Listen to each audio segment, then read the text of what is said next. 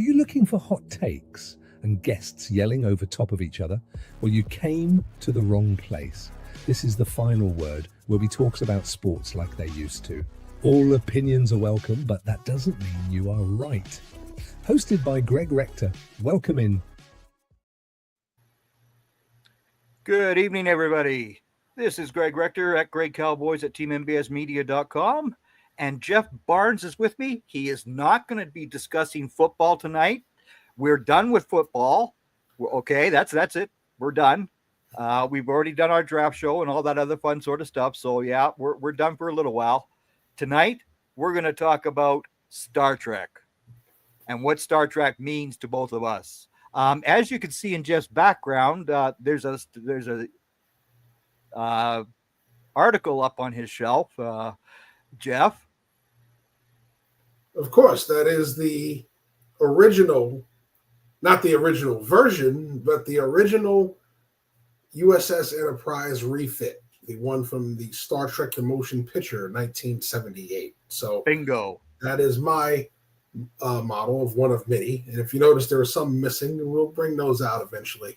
And talk about those. But yes, that is my favorite version of the USS Enterprise was that one. Yes, I grew up on the old series. I love the old series Enterprise, but when they did that shuttle, tour, and Scotty's showing him how the new Enterprise looks, I was hooked from that minute on. Yeah, that looks amazing. I would fly that ship any day myself. Now, of course, I'm old enough to remember when Star Trek started on TV. September the 6th, 1966. I was not even 2 years old as of yet, but as the series went on through 1969 and went into syndication, of course, I was a fan of Star Trek. Bottom line, of course, you had the Captain William Kirk, James T. Kirk. Sorry, William Shatner. Yes, William Shatner. I was about to say William Shatner from Montreal, Canada. Yes. DeForest Kelley as Bones, and of course Leonard Nimoy, who of course was famous for being Spock. You got it, bingo. Our hands will go up here in a moment. There we are. See, very very easy to do. Yes. It's not difficult. And of course, Leonard Nimoy has a town here in Alberta, close by Calgary, which is called Vulcan, where he visited, and the Star Trek Enterprise is there and everything else. So, Star Trek was always a big fascination for me. And James Doohan, of course, played Scotty on the original series, is also a Canadian. He's from Vancouver. So, yes, Star Trek, the original series, meant a whole big bunch to me. It included some pretty heavy guest stars as well. Yeah, I mean, you go down the list of people that were on there that popped up in episodes like Frank Gorshin. People don't remember Frank Gorshin was the original Riddler, from Batman. So William Marshall, famous with the Black community, because we know him best as Blackula. That's right. And we can go down the list of many character actors that have been on there. Of course, Ronald Reagan's first wife, Jane Wyman. Yes, we talked about Ricardo Montalban. Yes, and Ricardo Montalban as well, but also the evil woman from Dynasty years later, Joan Collins, in a very moving episode. Yes. God, I keep trying to remember the name of the episode. It's I'm drawing a blank on the name of the episode, but also Julie Newmar made numerous appearances on it. And of course, Julie Newmar was. She was the woman. She played the android. But Julie Newmar herself was, of course, Catwoman. Yes, Catwoman, among other things. Yes. Yeah, she was also huge on soap operas. One Life to Live, I think it was, right? One Life to Live. She was on for quite a few years, and that, I mean, she was such a fine actress. Like, just yes, she was. She's still alive, so congratulations to her. William Shatner and George Takei are still alive from the original series, along with Walter Koenig. And Walter Koenig as well, who played Chekhov. So those are the only real survivors of Star Trek, the original series. What brought you to the original series? Was it just... I think it was, for me, I mean, and I've always been a sci-fi, whether it was Star Trek, of course, Star Wars, even Battlestar Galactica was huge with me when I was a kid. All the space stuff always. At one point when I was young, I wanted to be an astronaut, just because space, was fascinating. Wow, flying through space, through the cosmos, planet to planet. But what made Star Trek really appeal to me, besides the Enterprise herself, was the representation. Right? You looked at it, there was nobody was left behind. There were people of many different, races, creeds on there, and we got past the humans, of course you had the different aliens, but overall, it wasn't a thing of, okay, you got caught with a cast of characters that you didn't identify with. You always had people you saw on there, and they had character. They had a purpose other than just to sit there and say, Captain, this is on the screen. Yes, sir. No, sir. Okay. Uhura had a purpose. Sulu had a purpose. Chekhov had a purpose. Scotty had a purpose. All of these characters of many different backgrounds were important to the show. It wasn't just the main three. And it was kind of one of those things that made you buy into the series even more. While you loved Star Wars, the main crew was the main crew and everybody else was kind of fringe. I loved Billy D. Williams as Lando Calrissian, but he was about this much of Star Wars lore, right? So you think about it, all of these characters, the original Star Wars, there were very few black characters for you to latch on to. If you're, oh yeah, do I want to be Luke Skywalker? No, I like the lightsaber. I didn't want to be Luke, when Lando walked in, everybody was like, ooh, Lando's so cool. Yeah, Lando was cool. But, it wasn't, you watch Star Trek, and yeah, Captain Kirk was the coolest. And is one of my favorite he's my favorite captain. But, for many different reasons, and it's funny, but I think it's always been the representation. I think, and that's kind of what Roddenberry wanted. He wanted to show what the future should be like, not what people think it is now.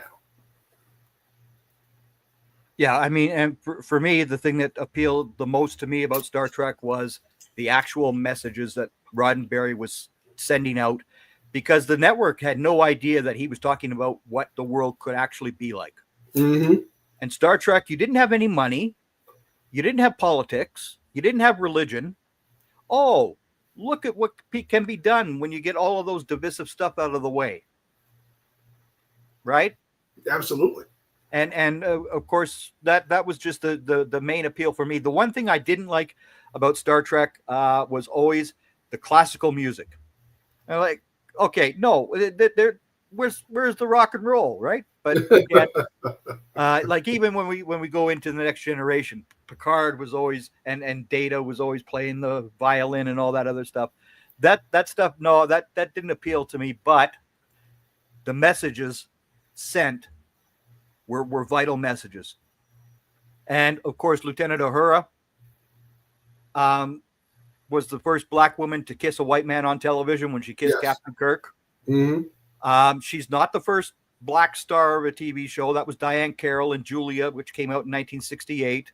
Mm-hmm. But she'd already kissed Captain Kirk. Yep. Right? So that meant something. Right? Something that they nixed from many shows before that. You think of, you mentioned Batman, Eartha Kitt playing Catwoman. Yeah, there was always that mutual interest between Batman and Catwoman. All of a sudden, when it was Eartha Kitt, they purposely cut that out. Right? They couldn't show that. Right? Could show that. Good. The fact that Roddenberry wrote that in and made it happen on screen. Yeah, the first interracial kiss. Yeah, was something. And once again, we talk about the things with Star Trek. It crossed so many different, numerous barriers, and when we get into the other shows, it went even further. Right? Yeah. So in the 1960s, like I said, having all those people on the bridge, you would have thought that 90% of them would have been white in that time period. Yeah. You know what I'm saying? You looked at all the shows of that time period. Most of the cast, 90% of the cast was white. You may have had a black serviceman in there, or a maintenance man or mailman. Well, you go to Bonanza. They had Hop Singh, who was basically a slave, right? Yes. Which was disgusting. Most other TV shows were all white. They were all white. Yeah. That's it. Happy Days, you didn't really have any black people, but Happy Days, you had what? You had Pat Morita. Yep. That was it, right? So yeah, the representation in most shows wasn't there, but this is the first multicultural cast. Yeah. And like I said, space exploration was something that, as a kid, I was highly interested in. So all of that put together, when I used to watch the show,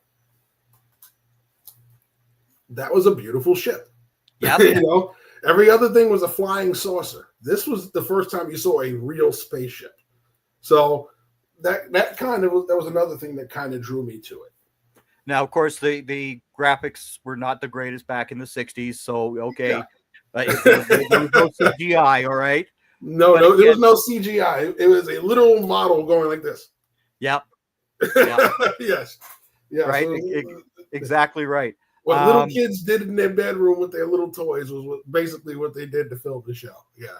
Yeah, but I mean, I was watching Spider-Man in the mornings for cartoons on Saturdays, and Spider-Man flew by those buildings every week, the same buildings, time after time after time. I didn't notice that until, of course, I was older, right? Yeah. But of course, being of that age, I was definitely around July 20th, 1969, when we went to the moon and all that good sort of stuff. So that piqued my interest as well. But again, it was really the stories that Gene Roddenberry was getting told on television that mattered the most to me. And then, of course, I did see the original Star Wars movie, and I did know that man who was in the black outfit, I knew that was James Earl Jones. Yeah, because I knew who James Earl Jones was because of the Jack Johnson movie that he had done and all that sort of stuff. Everybody else didn't know who he was. Well, that's James Earl Jones. That's obvious. But again, I guess he did. I guess most people didn't discover it was James Earl Jones until a couple of movies later. Excuse me. But again, the whole Star Wars thing didn't appeal to me the same way that Star Trek did. Yeah. And then I find out that the first movie that I ever went and saw is actually their fourth. Huh? Okay. Yeah. I don't get this. So I really have had no time for Star Wars in my life. If you guys like Star Wars, that's all fine and dandy by me. But Star Trek is where I live. That's just the bottom line for me. Of course, 1979 comes around and we get the Star Trek movie, the first movie. But what had happened between 1969 and 1979 were these conventions. Yes. And people were showing up in droves to see Nimoy and Scotty and Sulu. And they were all over the place. Of course, I wasn't going to any of those conventions at this point, but they are just massive. And then the movie comes out. Because Star Wars had been a success. Yeah. And then bang, right? And then the second film comes out, and this is The Wrath of Khan. Ricardo Montalban, the man from Fantasy Island. Yes, I know he was always the well-dressed man on Fantasy Island and all that good sort of stuff. But this man epitomized evil. How he was not nominated for an Oscar for that role is beyond me to this day. What do you think? To me, the best movie of the franchise. It's never been topped, in my opinion. When he talks to Star Trek movies, whether you're talking about the original cast, the Next Generation cast, even the remakes that they did with J.J. Abrams, that movie has never been touched. And it's because it was so well written, well directed, but most importantly, the villain. The villain had it. Okay, Ricardo Montalban was an amazing actor, and when he appeared in the first that episode Space Seed, he stole the show. So to bring him back with even more vigor and anger and rage, and I think that's totally conveyed throughout the movie. And you think of the time where, these movies could kind of still have some campiness to it. There wasn't much campiness to it with him. It wasn't typical Star Trek, like the first time we saw him on screen with William Shatner on the series. And, they had those moments where you go, that's typical Star Trek stuff. No, the anger and rage that he conveyed made you feel it. And you enjoyed watching him bring this to the screen. And like I said, the story was well written. The way he planned out his attacks, and had to gloat, right? The one mistake he makes is that he had to gloat. Not only did he sneak attack, the Enterprise and beat it half to death, okay? He had the nerve to say, I'm going to ask for your surrender. And the minute they put him on screen, there he is, just standing there, arms crossed, gloating. He didn't say anything yet. Just the face said it all, right? Yep. Just the face said it. Yeah, I mean, everything he did in that movie, he was a step ahead. Yeah. It wasn't until they finally figured him out at the end. Yep. And again, that performance was so good, it should have been given an Oscar nomination. But again, it's because it was science fiction that we can't do this. Just like comedies don't get nominated for Oscars either. Well, science fiction, of course. But of course, now they have their own awards, the Saturn Awards, which Ricardo Montalban should have been given one posthumously from the first Saturn Award that they ever gave out, because he was the best villain, period, in my eyes. You talk about, Greg, like I said, one of my favorite things from Star Trek, I said, has always been the Enterprise, right? That's my favorite Enterprise. So the step back to the motion picture, all right? Like I said, you go from what we grew up watching, which was this. Yep. And then they turn around and unveiled the refit, which was this beautiful baby right there. Yep. And so you got so used to seeing it all nice and pristine. And then came right? And not only does he beat it half to death, he kills, you lose one of your favorite characters in the process in Spock. And it kind of shows you, and I'm that kind of Star Trek fan that I have every version of this ship. So it's first launch, right? I have the damaged version. So this all the damage that all damage. All right, to this ship. So we said he beat it half to death. He literally did that. Yep. Okay. And of course, if you look at the next movie, which we'll talk about afterwards, but I don't think people realize how good an actor he was, right? No, so they really don't. Looking at that movie, not just the plot, looking at the way he portrayed the character. Do people realize how many lines from Moby Dick were in that movie? No, people don't. All right, because really he's literally spouting lines from Moby Dick. Yep. Like he's making them himself. Like he's literally saying it for the first time. Yep. And it fits into this movie that has nothing to do with Moby Dick, but in a way it does. Okay, he is Captain Ahab. He is chasing his white whale. That's right. The whale that injured him, which was Captain Kirk. Yeah. Okay. Why did he want to come back and kill Kirk?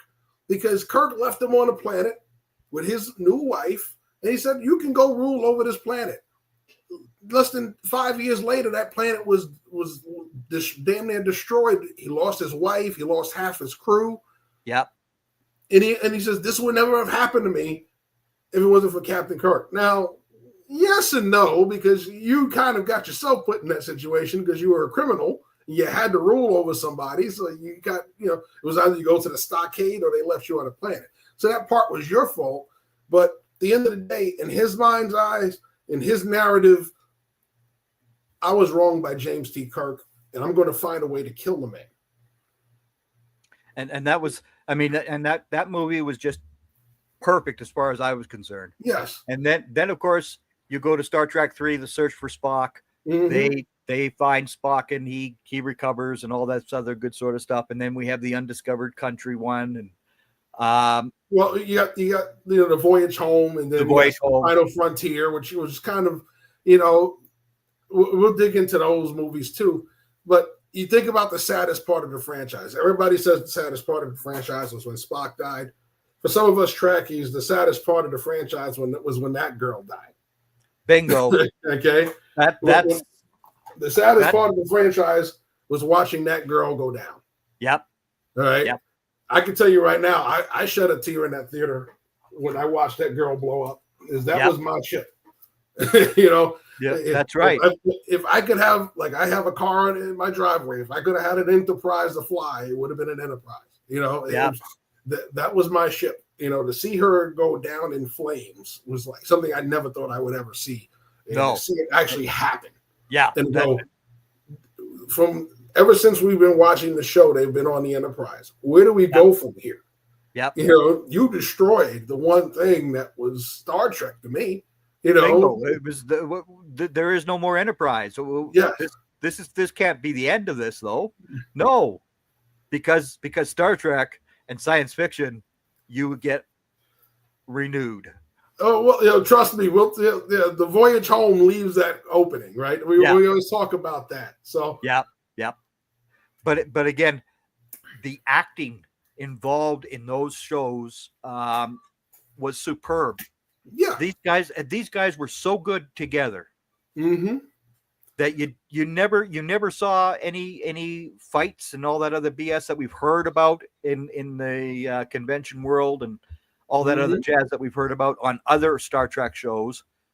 But this original crew were professionals, and they were all very good stage actors first. Yes, all of them. Yes. They start on the stage. And when they have that experience from being a stage actor, they can use that in their roles. And to see that done on TV and then in the movies was basically, that's how you should actually start your life, is on the stage. You don't get to come on TV like we have these days with these young actors and actresses who don't have any stage experience. They all just want to be famous. That's it. Oh, well, yeah, okay. Yeah, and you look at it, everybody makes fun of William Shatner talking about he couldn't act. He acted in the time period, right? So we talked about campy, right? Like you think of the Batman and Robin series. Everybody says Adam West was the best Batman until Michael Keaton came around, right? But Adam West was the best Batman to me. He's the Batman I grew up on. And I like Michael Keaton. I thought he was great. But what Adam West had to bring to the screen was the most campy Batman. And you had to love it, right? You had to deal with every time he threw a punch, and it was the most, simulated punch that you could see coming from a mile away. And he does it, and the big bam pops up on the screen as he's punching out, Cesar Romero is the Joker, and all those guys, right? And Burgess Meredith is the Penguin. And every line was overemphasized. And to the Batcave, Robin, Yep. So you have James T. Kirk, who's of the same ilk, right? He had to be that campy kind of guy. Despite it was a little more serious, he still had to be, Spock. Why are we doing this? Who did this? And you go, and the tempo in which he spoke and everything totally changed for the movies. The movies use a lot more genuine acting. Yep. But for that show and the time period it was out, he had to be campy. It was kind of the thing at the time. I understand that, And the funny part is, if you're a real fan of the show and you go back and watch it now, you do realize that as much cool as Captain Kirk was to us when we were younger, he was a real jerk on the show at times. You watch it, he starts to get an attitude. He has to check himself in the middle of a talk. why are we doing this? Right? So exactly. he literally was a jerk several times. He's like, yo, why didn't Spock like smack him a couple of times? Because there were times on the show he was like a real jerk. And thank God he had Bones there. Because Bones was always the check. Yep. Damn it, Jim, I'm a doctor, not a bricklayer. Stuff, lines like that with great comedy. His banter with Spock was amazing. Which every single doctor on all the Star Trek shows have used that same line with a different ending. Yes. I mean, Bones Kelly was just superb. I mean, he was really, really superb. And then, of course, they got too old, really. Yes. At the end of the movies, for them, they were basically, all elderly and all that other jazz. And then we had The Next Generation. Yes. Next Generation, which, of course, in 1987, when it comes out, there's people who are screaming mad. I mean, irate, because this is not the originals. How could you do this? Well, this show lasts for 7 years, and they made 5 movies out of it. So I think the Star Trek fans finally woke up and realized that this series was a very good series as well. You had Guinan, you had Geordie LaForge, you had Michael Dorn, all African Americans. You had Brett Spiner as Data, and it's Data, it's not Data, it's Data. Jonathan Frakes as Riker. Deanna Troi, of course, was played by Marina Sirtis, and Beverly Crusher, who ended up losing 1 season and then came back. And of course, you had Captain Picard. This was just a fantastic series. And there were a lot of connections that people missed, right? Yeah. You talk about that series. I remember when it first came out and getting all excited. It's going to be a new Star Trek series, and I saw there's a new cast, and I said, "Oh, okay, there's not Captain Kirk. There's no Vulcan. There's no Spock." And you're like, okay, so you had to get used to a whole new cast. I said, "Wow, a Klingon in Starfleet." Right. But I think the biggest disappointment to me was the Enterprise herself. Yeah. And it was the different design. And I get we're supposed to be years in the future, and it was like, okay, it's a century later virtually. Right. And it's like, okay, so you see the design, and I said, it doesn't even look like an Enterprise. And so the Galaxy class really just didn't grow on me. No. It's still not one of my favorites. And when I saw, we kind of got some, glimpses of the 2 other versions of the Enterprise between the A and the D. Yeah. We know the B was an Excelsior class and right. wasn't exactly appetizing. I was never a huge fan of the Excelsior class. The C was the ugliest one I think I ever saw. So we got to see all the different versions of the Enterprise. Now they kind of came home when it got to the movies. They got past Generations, and when they went to First Contact, Enterprise, they unveiled the Enterprise E, beautiful ship. Yep. Okay. Yep. Kind of resembled that a little, but futuristic looking, and it was like, wow, this is actually an Enterprise. This is, I like this. This is a beautiful ship. Yep. But I think what you saw again was the continuation of what we saw in the original. Because this was still Roddenberry's baby when it started. Roddenberry was still around, right? Yes. And Majel Barrett, his wife, yes, who was just an insane actress. She's known to be just nuttier than a fruitcake. and when the Star Trek: The Next Generation cast was told that she was going to be on the show, they decided to behave themselves, and that lasted all of 10 minutes with her. Because she was crazy. She was just nuts, just like the rest of this cast was as well. I mean, they had a director who directed their 2 episodes and said, "I will never work with this bunch ever again." And of course, Rick Berman, the producer, had to go in and give this whole cast a lecture. And Denise Crosby, of course, who played Tasha Yar on Next Generation, said, "We're here for 16 and 18 hours. If we can't have some fun." And then Captain Picard, in his typical royal British accent, said, where is it in our contract that it says we're here to have fun? And of course, 9 months later, who's having more fun than anybody else on the show but Picard? Yes. And he was the hardest to warm up to, right? Yeah. Jean-Luc was very, stern and proper, and there was a lot of things, and you got so used to Kirk being witty at times, and of course being the playboy with all the ladies, and and you had to get used to Picard. You kind of had to warm up to Picard. Riker gave you a lot more Kirk than Picard did. Right. So it was kind of like splitting up the character, in the two different people, kind of like what they did with Spock. There was no Spock, so you kind of split them up into a couple of people. Data gave you a lot of what Spock was, along with kind of what Worf was, trying to fit in when you don't really fit into that human culture. Spock being half human, trying to fit in with human culture, trying to understand it, So you had those two characters kind of split into four different people. So it was a different kind of dynamic, but I think you kind of saw with the class, with this cast, that it gave you a lot more options, to tell a lot of different stories with. So you got to see the different love triangles and the different relationships that happened over the time they were together. You got to see the different dynamics culture-wise.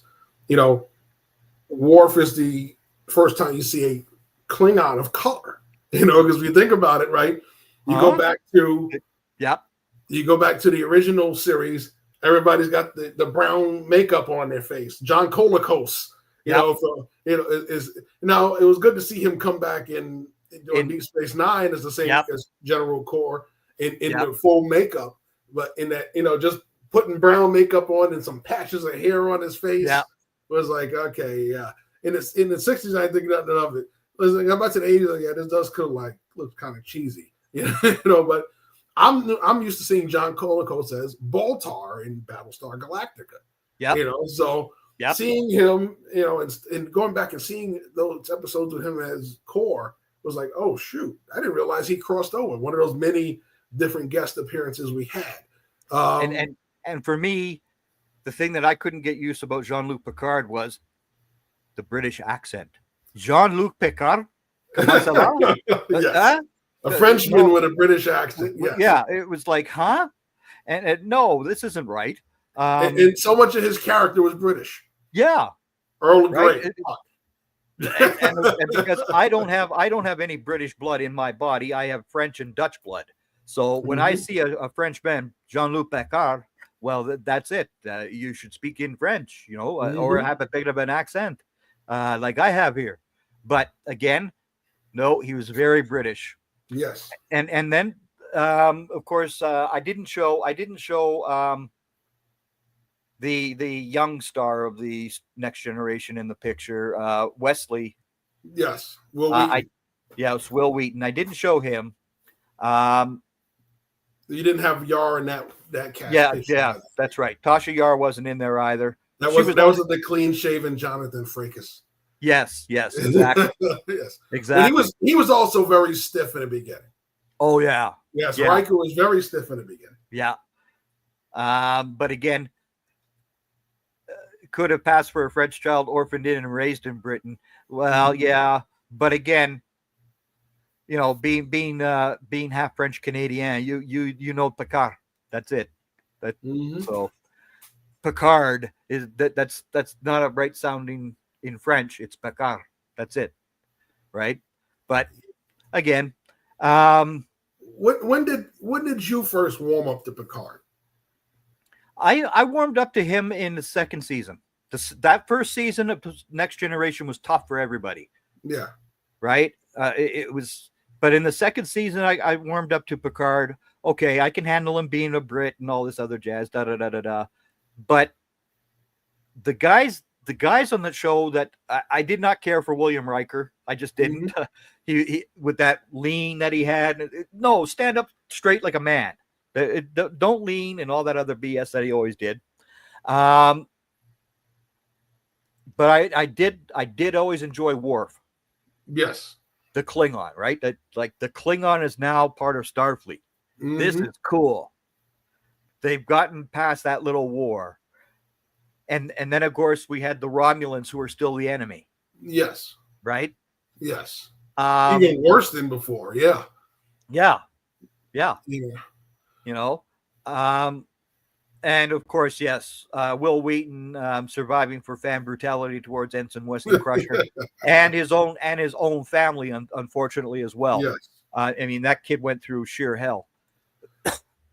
Yeah, I didn't really go for Picard. I didn't have that fondness for him until, honestly, what really made me fond of Picard was when he became Locutus. That's kind of when I kind of really got to really feel Picard. Because then it was like, wow, they made him a Borg, and it was like, wow, Picard is gone. He's now with the Borg, and when you found out there was a way to save him, you kind of got sucked into, we got to get him back. So before, so if you didn't really like or love Jean-Luc Picard before that, you kind of started to with the Borg, and I think that really made his character. Yeah, we talk about how Khan, what made his character evolve into what we saw, and what made you really buy into it was what he got left behind on that planet, and what happened afterwards gave him that rage. Yeah, you saw that same rage in Picard.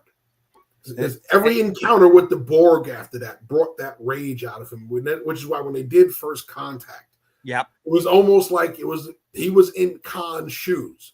Right. When Alfre Woodard says, "Go ahead, Ahab," and he realized, you were basically in Khan's shoes. You wanted to now get revenge for the wrongs that you had done to you.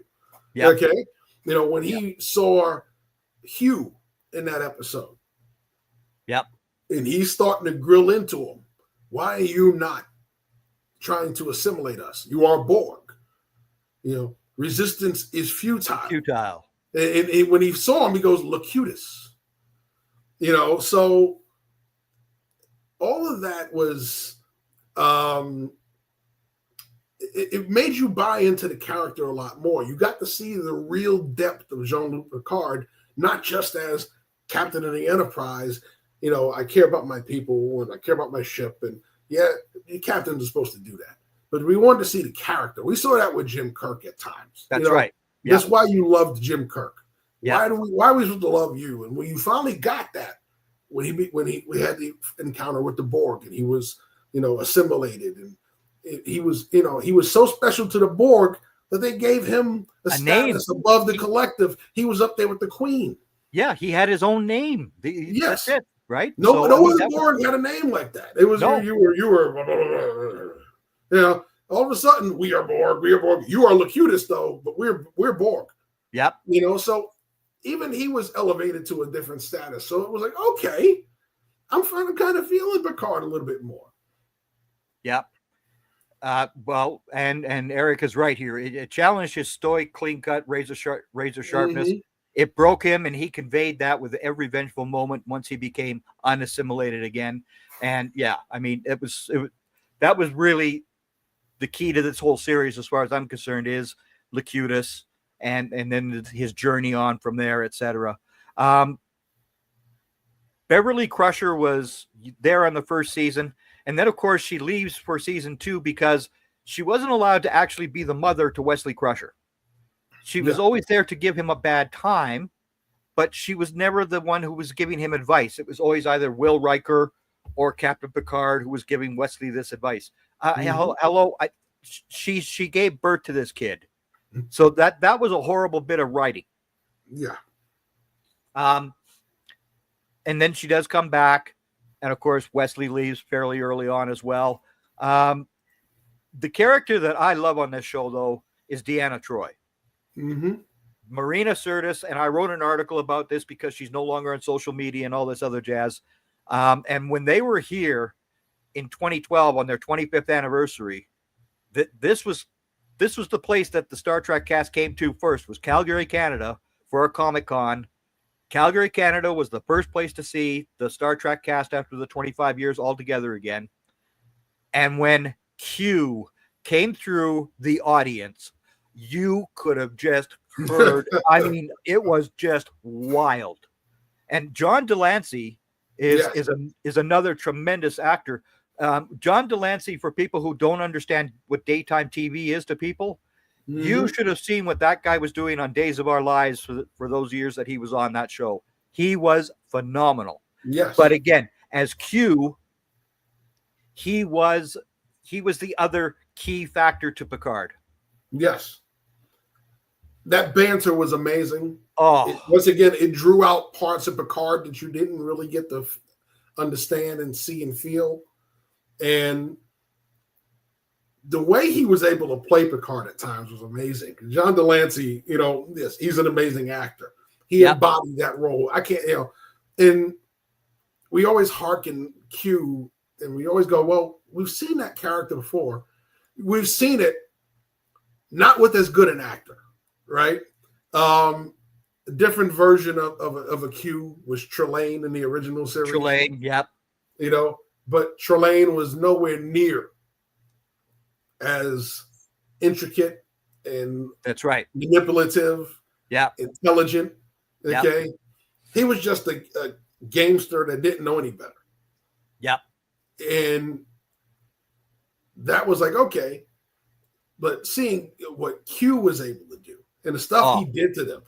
If you think about Q, the way he changed the Star Trek universe, they don't see the Borg for another 200 years. That's right. It's not for Q. Yeah. All right. Yep. And there's something, and we always talk about tie-ins from the original series to that, right? Let's look at how that happened, right? He throws the Enterprise into a whole different quadrant. I think it was the Gamma quadrant. I think that was where the Borg were. Yeah. And so he throws them into the quadrant where the Borg were. And now the Borg are aware that the Federation's out there. Yep. And that's what start leading to their interactions. Yeah, and exactly. If it wasn't for that, it'd be another 100 to 200 years before they ever meet. Yep. Lord knows how strong the Borg would have been by then. Yeah. But so who was your favorite character on The Next Generation? I'll tell you why. I'll tell you why William Frakes is not one of my favorite characters either. Because my wife at the time loved General Hospital. Jonathan Frakes married Jeannie, who was of course Laura, right? Yes. And she was no longer on General Hospital because Frakes wanted her at home. Apparently, that's all I heard from my wife was, no, I don't like that man because Jeannie's no longer on. Luke and Laura, that's not there, and she was very upset with this. So Jonathan Frakes had some explaining to do. Mm-hmm. Yeah, my favorite character when I think about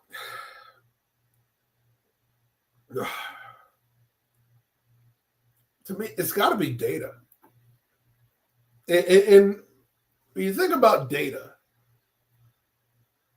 himself is a very deep character. Yeah. Right? Here's a robot, basically. He's an android that's trying to be human. And the whole time he's trying to figure out as he goes along, he's doing all the experiences. He no matter how hard he tries, he can't show emotion. He can't do this. He can't do that. He can fake it, right? But he can't do it. And then finally, until you find out there's a chip that gives him the emotion that his brother had, that Lore had, that he finally gets that portion of it. But even when he gets the chip, he still can't get it right, right? So it's a character that's always throughout his whole point through the series, in the movies, and all the way through, he is still evolving and trying to be what he's always wanted to be, which was human, and he hasn't been that. Yep. So it's been that kind of character where it's like that's a deep character that you really every step of the way with him. He has the daughter that he builds. He first learned how does an android learn how to love? Yeah, he becomes a parent, and he had to spot the cat, right? Yeah, he had a relationship. He didn't learn how to love in a relationship, right? Nope.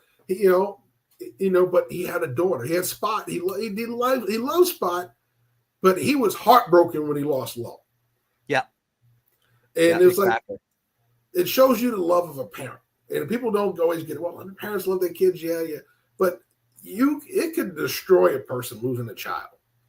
And here you see an android, an artificial person, heartbroken over the loss of their child. And it was Bingo. like, wow.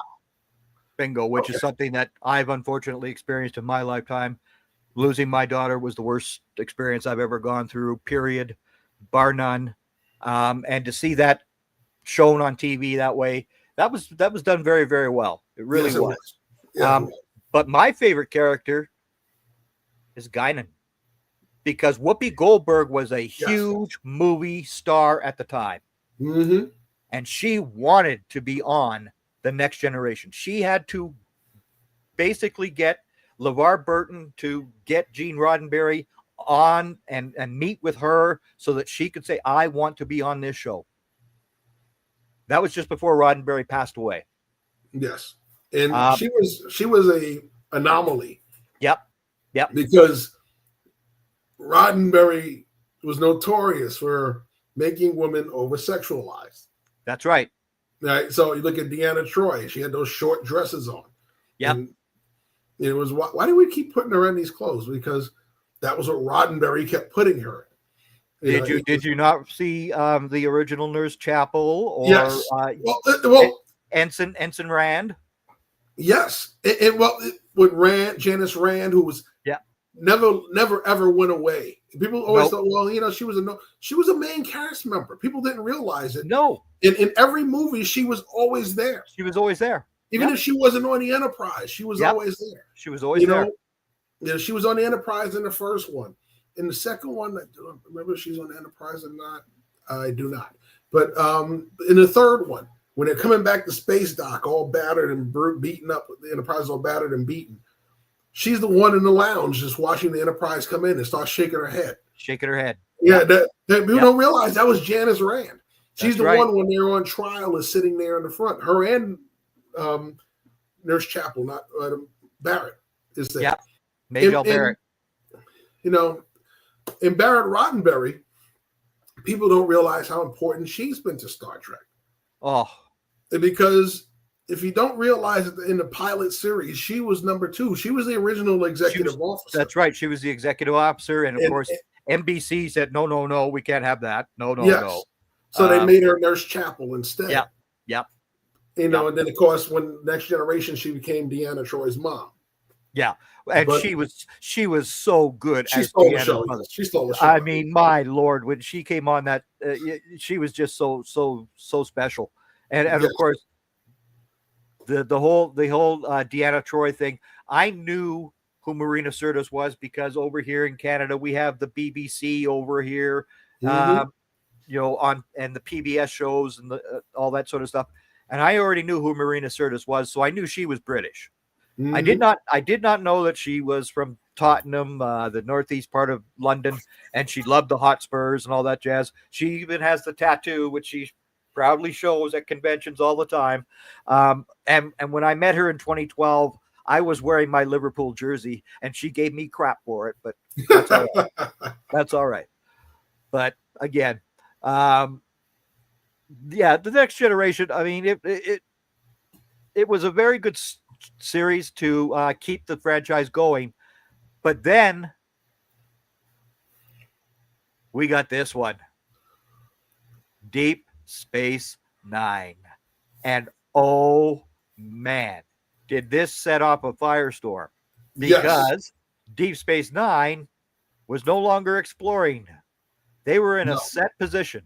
Mm-hmm. Well, that was a very different world. And again, it was something that Berman and the other producers decided on because Roddenberry had passed away. Well, you know what the other thing about that was, right? So a lot of people don't realize that, because they always talk about Deep Space Nine, they always talk about Babylon 5. Yep. Well, originally Babylon 5 was written for Roddenberry, and he liked it. He wanted to do it before he died. However, the studio didn't like it. No. Star Trek is supposed to be moving around. So Babylon 5 went on the air with UPN and all of that, and it went on and had its own little cult success.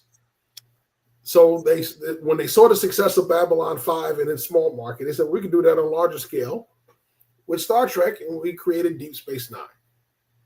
So and they made some great casting choices. Terry Farrell as Dax. Of course, they brought us Carl Meany over from The Next Generation to be on there as O'Brien. He reprised his role as O'Brien. I forgot Bashir's name. That'll come back to me. But Julian Bashir. Julian Bashir. Nana Visitor is, of course, is Kira Nerys. Yep. Of course, Avery Brooks. We'll get into him in a second. They brought Worf over later on in the series. But the guy that stole the show in that middle of that picture right there is Armin Sherman. Him and Renee Auberjonois, Quark and Odo. Those two guys gave a lot of character to that show. Oh, absolutely. So before you could even talk about everything that went on, you knew there were going to be something going on with those two in this show that made everything else. So what you saw with that cast, though, in the early days was it was a hard adjustment for Avery Brooks, right? Who again is another brilliant stage actor. These people all came from the stage. Yes, they came from that stage, and it was New York stage. It was avant-garde stage. It was underground, wherever they were. But Avery Brooks, if you ever saw him playing Othello, yes, oh my Lord! I mean, man, that was just, he was just so good. And again, with Deep Space Nine, Julian Bashir was a character that I just didn't stomach at first, because he was just this kid who was trying to be an actor. Yeah. Right. And he realized this, even though he had been on stage in England, he did not have that same type of pattern. And then he settled down. Once he got with Carl Meany on that show, he settled down, and he was a much better character. Yeah. Yeah. And absolutely right. A Man Called Hawk, which was when he got his spinoff of Spencer for Hire. Spencer for Hire. Yep. And you kind of got to see that part of Avery Brooks later in the series. First, it was he finally got to grow his goatee in, but he was clean shaven in the beginning. But he just came across so very stiff, right? There always seemed to be a thing with the newer guys. They always came Picard very stiff in the beginning. Avery Brooks is that kind of stiffness. I think the one thing that you saw that was rage in him, right? Right. When he's first being given the assignment at Deep Space Nine, he meets with Picard, and his history with Picard that Picard had no knowledge of was that he was at the Battle of Wolf 359, I think it was. Yep.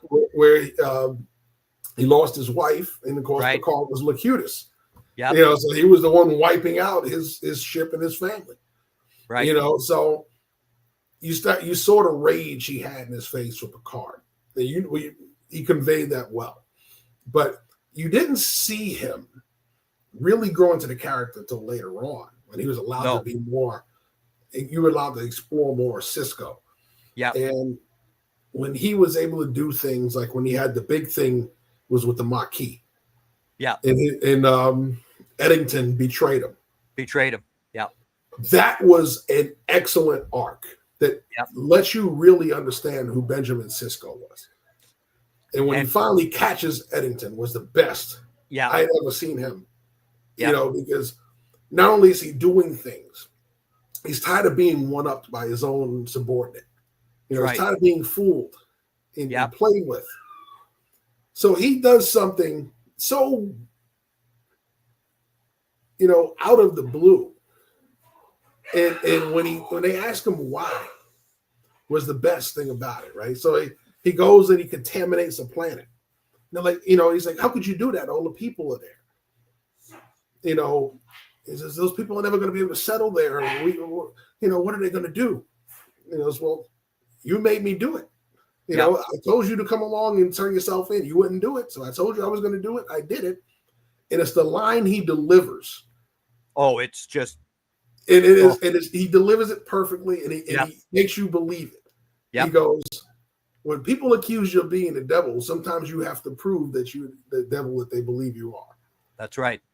And I mean, that is just such a powerful line, right? It was powerful. It was. Can't believe Avery well, yeah, but no, Avery Brooks was just phenomenal on that show. But this show was a different type than the Next Generation was, because Avery Brooks as the lead was far more serious an actor. And again, everybody on that series was supposed to be, well behaved at all times, except when Marina Sirtis would come over to see Terry Farrell. Yes. In those 2 years, and even the direct, Marina's here, oh Lord, and again, then Worf comes onto the show. Yes. And Worf he said it took him about 6 to 9 months to get these guys to lap a little bit. Mm-hmm. But again, that's the part of the growth of being a family and all that other jazz. There's one cast member that we're kind of leaving out that became bigger as that show went along. And that was Garrick, the Cardassian. Garrick, the Cardassian. By Andrew Robinson. Yeah. Another amazing actor. We talk about all these amazing actors that end up in Star Trek. Rene Auberjonois. I've followed his career since Benson. Rene Auberjonois was just a tremendous, again, another brilliant stage actor. Mm-hmm. An absolutely stunning stage actor. That classical voice. Yeah. And he could just take over that screen on DS9. Yes. Every time he was on screen, you knew Odo was the boss. Mm-hmm. No matter what Avery Brooks might have said to him, Odo was still going to do what Odo wanted. Mm-hmm. Bottom line. But of course, my favorite two people on Deep Space Nine turned into Rom and Lita. Yes. That was such a beautiful. I mean, Lita, of course, was with Bashir first, and then she falls in love with Rom. Yes. And those two were just so good together. That is a beautiful love story. And again, it shows the difference between, a Ferengi and a human, or a Bajoran in this case. This is the one thing that I didn't like about Deep Space Nine was the Bajoran faith aspect of. Yes. That was a no as far as I was concerned with Roddenberry, was that faith being brought in there.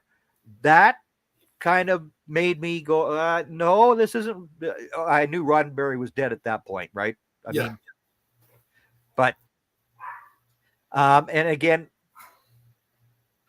the other story that when Avery Brooks comes back as the writer, yes, and I mean, that was, yes, well, yeah, big globes aren't everything, but when he came back as that writer, and they went back in time to when black people were being treated like crap in America yet again. Yeah. That hit home. And they brought elements of the stuff into the show, right? Yeah. When they had the holosuite that had Vic Damone. And they asked Cisco, why would you never go in there? Well, in that time period, my people weren't allowed in there. Yep. So he would never go in there to see Vic Damone. And it brought, you know what? And it made me, you know what? That's right. Why? Yeah, we weren't allowed in there. Yeah. So there were elements of reality always brought up in there. We talked about the religion aspect. You always had to have a messianic figure. Well, there's always somebody an anti-messianic figure that pops up in there, and that's where Gul Dukat came into it, right? Yep. Gul Dukat, who was the scourge of the Bajoran people. He ran Terok Nor with an iron fist. never went away, kept coming back in different shapes and forms. But when he finally got enraged by Cisco and went after the Pa race and merged with the Pa race, that right there was like the ultimate. It had to be like the highlight of Marco Lamo's career. Oh, absolutely, right. Because I think of all the movies and stuff he's been in, but that was like he was like a household name at that point. Yeah, and you got to see the best of his acting in that series. And again, when James Darren came on as Vic Fontaine, yes, not Damone, it was Fontaine. Yes, Vic Fontaine. Sorry, Vic Damone. But again, that brought back memories of my childhood from the '60s because James Darren was that singing star way back when I was a kid, and he was still. I mean, that man could still sing, and he died just last year. Yes, he could still sing a note and carry a tune. That's for sure. The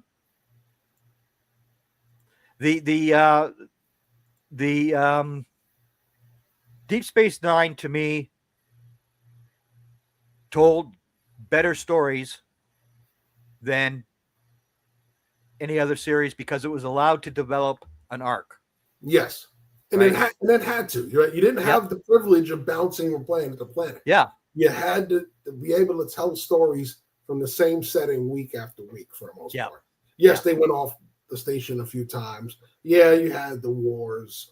The Dominion War is still one of the greatest arcs in all of Star Trek history. Exactly.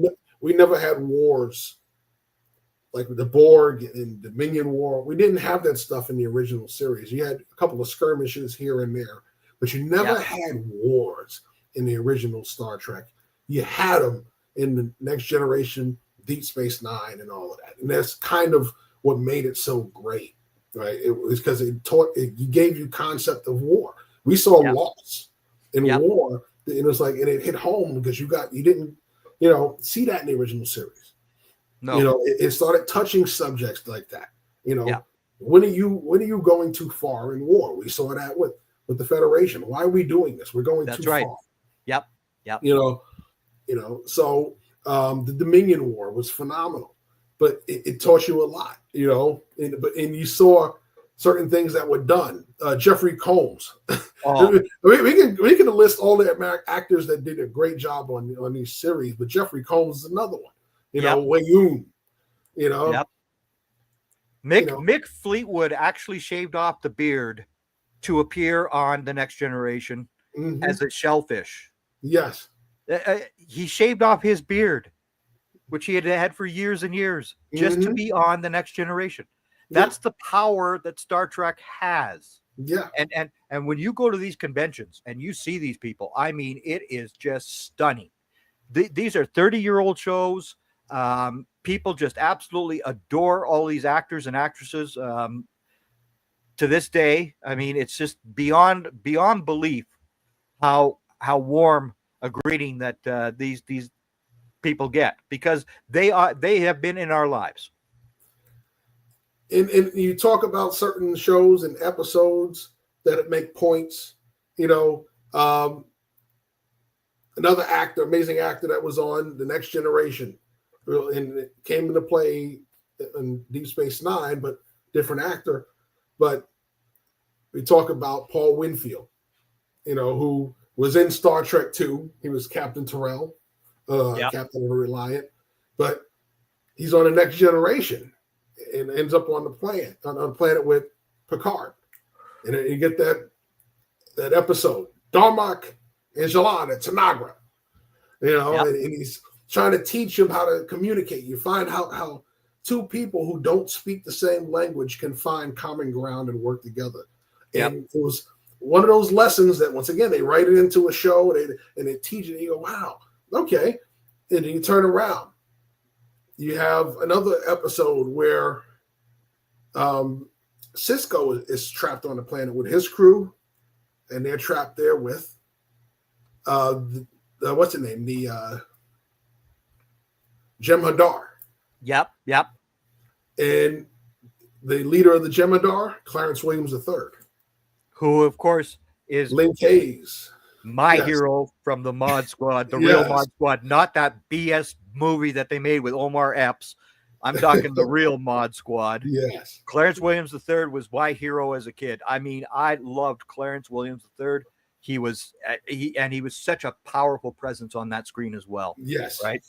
Every role he was in, he was amazing. Yeah. Even Purple Rain when he played Prince's father, he was amazing in that. But of course, Deep Space Nine, of course, saw Terry Farrell leave, and then we had Ezra Dax come in on season 7. Now, I loved Ezra Dax. Why? Because she's a Canadian. Okay. I knew that was coming. Yes, Nicole DeBoer is a Canadian. I've got to mention the constant, reminder that Canadians are very important to Star Trek. And again, it's even more so today because the Star Trek series is being filmed in Toronto now. It's not at the Paramount lot in Los Angeles anymore. No. It's all done in Toronto, folks. So then we, of course, had our first female captain, Captain Janeway, Voyager. And of course, she took a wrong turn at the gas station. Of course, is the infamous line. This series, again, to me, the key players were Catherine Janeway, the Doctor, who was a holograph. He stole the show. Oh, absolutely. Robert Picardo, yeah. Yeah, Robert Picardo steals the show. He's actually in Toronto right now filming something else for Star Trek. I think the animated series. Yes. But of course, you had Ensign Kim. This poor guy, to remain an ensign forever was just bizarre to me as well. Now, but Neelix was a character that I just did not like on that show. It had a lot of characters like that, Yeah. They needed 7 and 9. They needed to change because they realized it wasn't doing well. When she came on, it wasn't Janeway's fault. No. It wasn't Kate Mulgrow's fault. The show just wasn't as good as most Star Trek. And they tried. They added the Borg, and they did the whole thing with the Borg. I think their best stuff came when they brought in Species 8472. Yeah, that right there made it different because it gave you a villain that now here's the tie-in to the original Star Trek. Mm-hmm. B'Elanna Torres. She grew up across the street from William Shatner in real life and played with his daughter growing up. They were very good friends growing up. So there's your other tie-in to the original series right there. Yes. Then Tim Ross as the Vulcan, another African American guy getting to play a major role. Mm-hmm. But again, he just wasn't the same as Spock. He wasn't the same as the women that we had seen in the films and all this other jazz. To me, he was a very dry character, except for that one episode where he does let loose. Thank you. You okay? Be a human, because of course you're used to this half human Spock, right? Mm-hmm. But this was a full blown Vulcan. Yes. And again, he had his issues.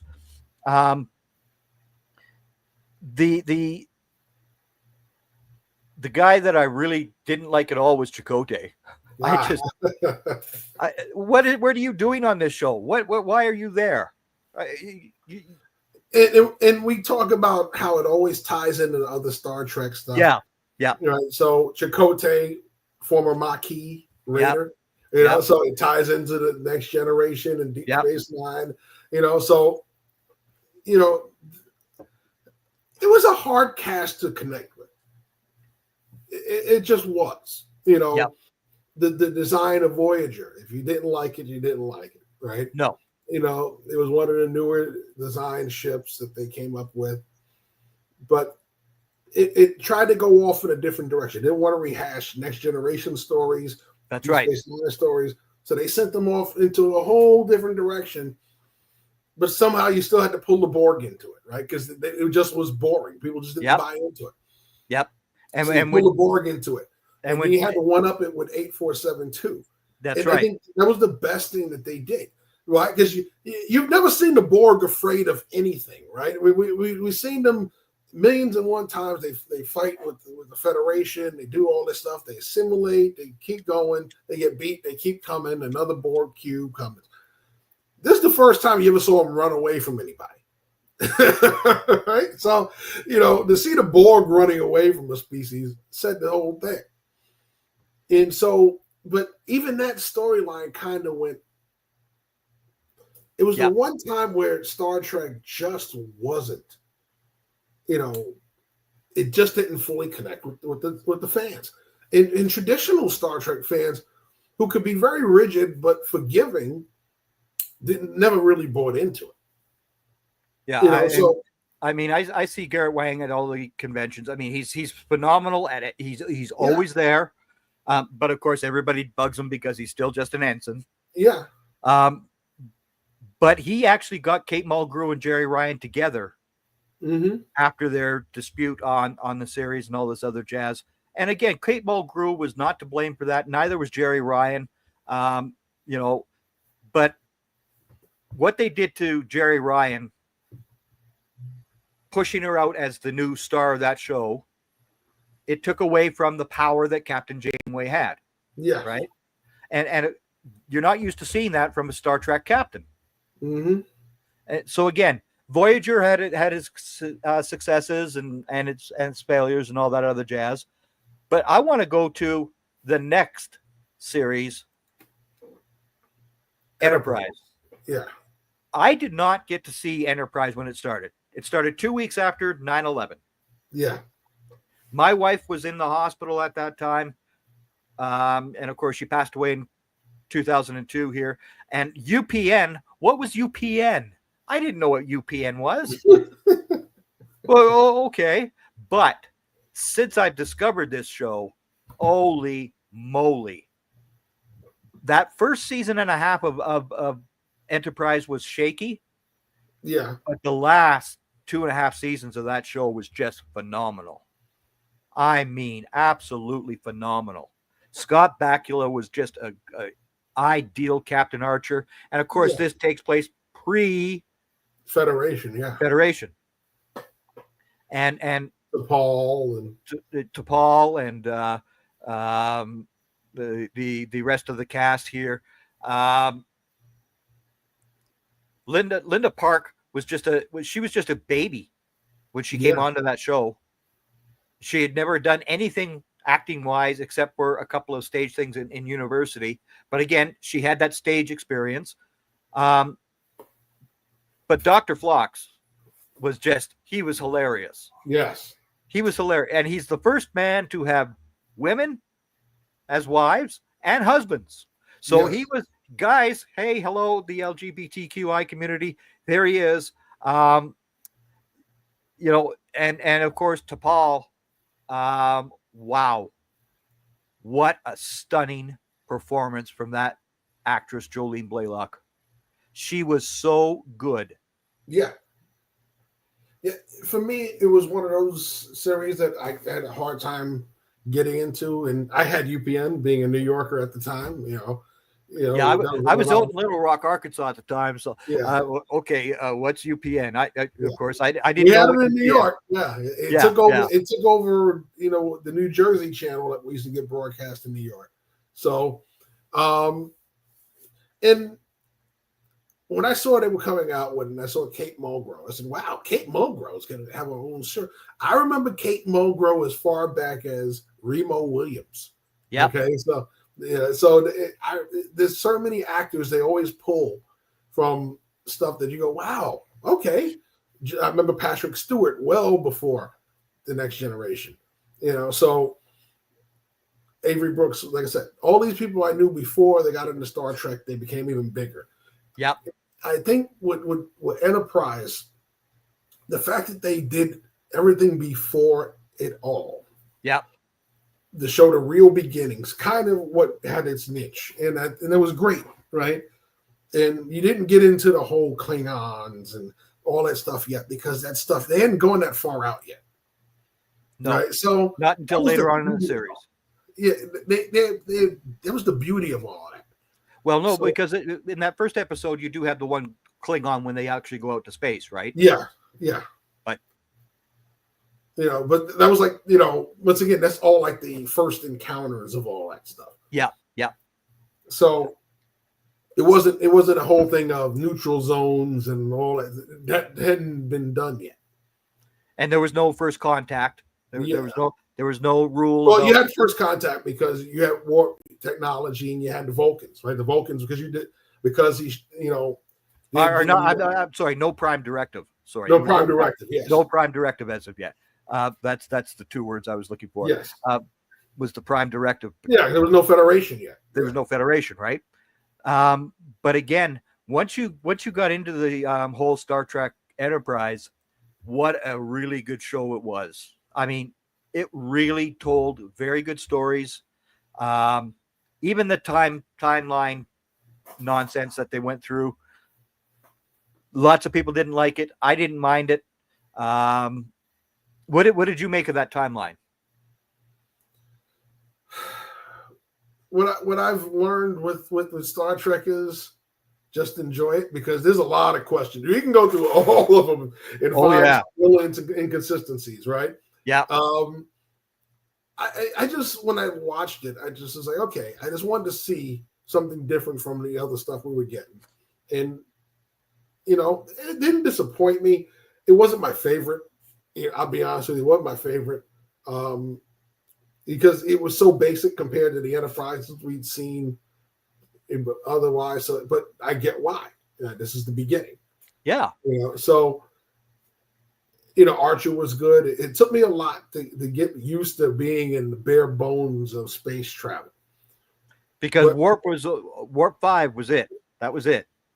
Yeah, and they were just getting into it, right? And even when you get to the original series, Warp 5 was still like, that was still like, that was, you go beyond Warp 5, you're in trouble. Will the ship hold up? Yeah. How many times you get Warp 9? And I got son, she's gonna fall apart. She's gonna blow. So there was still a lot, in kind of those inconsistencies pop up because we talk about timelines. If you think about Star Trek 3, right? The whole point of the Excelsior. Oh, they're testing out the transwarp drive. Right? We kept hearing, that's it. Right? You would think in Star Trek 3 that Scotty destroyed transwarp technology by pulling a couple of bolts out of the computer. No. Okay. Why do we never see transwarp after that? Obviously, it didn't work. Right? But somebody else had it, because we know the Borg had it, which is why they were able to move around faster than the Federation. That's right. Right. Bingo. Yep. Technically, transwarp did work. The Federation just never got it to work. Like we finally see in the undiscovered country that you can fire when cloaked. Why? Because the Klingons finally built something that worked. They could fire when cloaked. Yeah. So there are times in the timeline when it's like, this doesn't make sense, and certain things don't make sense, and they pop it in there, and you go, okay, and whatever happened to the B after Generations? You never hear about the Enterprise B after that. We know what happened to the C. You don't hear about the A after at the end of the Undiscovered Country. That's right. Until finally you watch the last season of Picard, and no magic. It's there. Yeah. They've had it the whole time in a museum. Yeah. Right. So it's like, wow, they really did hold on to ships. Okay. They didn't just like scrap them and stick them in a hole in space somewhere. No, they really did keep them, so it's like Warbird, the original Warbird is there, and everything else in Picard. We'll get to Picard shortly here. But to me, Jolene Blalock was the star of Enterprise. She was the absolute star. Yeah. And when she does her desensitizing in those rooms and she's getting naked. Okay. No, this isn't right. But again, it was on UPN, right? So okay. That was all fine and dandy. But again, once Enterprise finished after its 4-year run, we had a break. Mm-hmm. And in that break, we also had the new Star Trek movies begin with Yes. Christopher Pine, sorry. Yes. And Christopher Pine, of course, is the son of the man who was the guy in charge of Chips years ago. Yes. Robert Pine. Yeah. Yes, kids, there was TV and movies before CGI, and these are things that we're talking about. But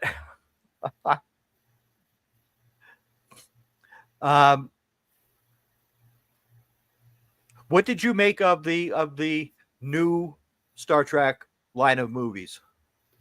They weren't bad. I thought the first one did a great job. The second one, In the Darkness, I thought was okay. I thought the teasing of Khan was better than the reveal of Khan. I like, as much as I love, what's his name? The actor. That also plays Doctor Strange. Oh, yeah, you're drawing a blank on him too. yeah. But yeah, I mean, love him, and he did a good job. It wasn't Ricardo Montalban. I'm sorry, that was a high bar, but they kind of combined. Yes, Cumberbatch. Thank you, Benedict Cumberbatch. Yeah, there you are. Yeah. So they kind of combined the two different, Space Seed and that in the one movie, in Wrath of Khan in the one movie. You have Kirk dying and coming back instead of Spock. Yeah. And it was a nice little arc, but the third one got a little too much for me. As much as I liked Idris Elba's performance in it, destroying the ship and then bringing back the same exact ship. We're still waiting for the fourth one. It's written. It's not happening. They keep saying they're going to do it. They say they're going to do it, but Pine is going to be too old. Well, I think they're talking about doing it, and now they're talking about doing it in a different. It's just a mess. It's a mess. But I will say this: I wasn't overly thrilled with the original with their Enterprise from those movies. I thought he tried to do too much with the design. Yeah, making it your own is one thing. That was just like, I mean, it wasn't totally off, but it just had certain things about it. Just like, yeah, I don't really care for that. But and we'll get into Strange New Worlds, that design and a whole nother thing. All right, so. But yeah, I thought they started out good. They went off the rails with Beyond, but he started off good with the first one. The second one I thought was good. Like I said, it just you tried to do too much with a character. You didn't really need to do too much with Khan. Nguyen Singh alone says a lot. You can thank Ricardo Montalban for that because he made that character so much. Absolutely. But again, they're so integral to Star Trek. I don't even know why he even attempted to bring back a different Khan. I really don't. It was just no, because it's not Ricardo Montalban. I'm sorry, it just isn't. Then we, of course, came back with Discovery. Yes. Now this one took a while to grow on me. Yeah, because the Klingons were so different. Yes. It was like, who are these people? This isn't Worf. This isn't the original Klingons and all that other sort of stuff. Mm-hmm. And these guys speaking in their own Klingonese, constantly and all that other jazz was very bizarre to get a hold of. Yeah. Right. But Shaniqua Martin Green is a star. Yes. Bottom line, she's the only star of Discovery as far as I'm concerned. And she carried that show for its 4 seasons. She did, and they had some great characters on there too. Yeah. Michelle Yeoh's character that played her captain and her captain. You know, so she's an amazing character. You see what they did with Section 31 with that. Yeah. But I think with that show, the hard part was, one, you had this ship that didn't look like a Federation ship at all. I don't know what the hell it was supposed to be. What is that? And then when they flipped it to the future, that kind of helped it out a little, because doing it in the early years of the Federation was just like, you have Enterprise, so you have ships that were looking like this. Well, they were supposed to look like this, and then you have that ship, and you go, huh? Where did that come from? Yeah, it was just it was too new age for me, I guess. Right. And when they went into the future, it took on a whole new life, and it made more sense for that, right? And I think that was the great thing about it. He's got to see centuries down the road in the Federation, right? With none of the characters we're used to, and other things. And it was like, okay, the Federation ships at that time were really wonky looking too, but at least, it was like, okay, everything kind of made sense. You kind of appreciate it. I mean, her character was phenomenal, but the storylines and the arcs that they had kind of sucked you in. And it was like she turns out to be Spock's sister. Yeah, because she was raised by Sarek. She was raised by Sarek. Yeah, right. But again, Spock had a sister. Well, he had a brother apparently. He had a brother, right? Yeah, he had his brother. That's what I knew about. She was kind of like adopted sister. Yeah. So that was like, okay, it's adopted. It's not, he wasn't getting it on with another woman. It was like, come on, how many wives did you have, Sarah? Exactly, right? At least they said, okay, she was kind of like an adopted sister. Yeah. It was like, okay. And so they just want to keep drawing connections to the original so they could kind of branch off. That's right. That, So, all right. And it kind of, like I said, it kind of evolved into its own thing, which was cool. And the way they ended it was pretty cool. Yes. So you talk about the first two seasons, how it was really weird. It was mirroring a lot of the old things, the evil universe, the good universe. It was all that stuff was kind of like retreaded. And then you see Pike's Enterprise come in, and it was like, wow, there's the Enterprise, and wait a minute, it wasn't the Enterprise. I remember. That's right. It was a different Enterprise, right? And okay. So yes, yeah, yeah. See, that was the movie everybody likes to forget. Is Star Trek V, and unfortunately, budgets can ruin good concepts, right? So Star Trek V is the epitome of budget taking a film and going, here's what you're left with. Right? So, go make a movie out of that and make it make sense. Wasn't that the one that Shatner directed? Yes. Yeah. Yes. That one was not very good. The ones Leonard Nimoy directed were far better. Yeah. Well, Nimoy didn't do the first one either. No. All right. So, I think he didn't do. I don't think did he do 6? I don't remember if he did 6. I think he did 6. Trying to remember. Yeah. So because Shatner got the blame for it, but even he says, man, there's nothing I could do with the budget they gave me. They chopped it all to hell. But but it was, it was kind of, shame on Universal Paramount, right? For destroying sets of movies that you're still going to keep making, right? Yeah. The bridge from the first movie was used to make The Wrath of Khan. Yep. And then when you destroyed the Enterprise, you got rid of that set. So the new Enterprise that you unveil at the end of 4 has a different bridge from 5. Why? Because they destroyed the set. Okay, so going back to the original movies, who was the better Vulcan? Kirstie Alley or Kim Cattrall? Ooh. Well, there's 3 technically you got to look at because remember Savick was played by 2 different actresses. Yeah, Kirstie Alley and another one, Robin Curtis. Robin Curtis. Yeah. All right. So and then you have Kim Cattrall as God, why am I? Names are going to kill me. Kim Cattrall's. She was. God. I'll figure it out. But nevertheless, I'll figure out the names. But nevertheless, oh man, it was hard because Kirstie Alley was really good as Savick.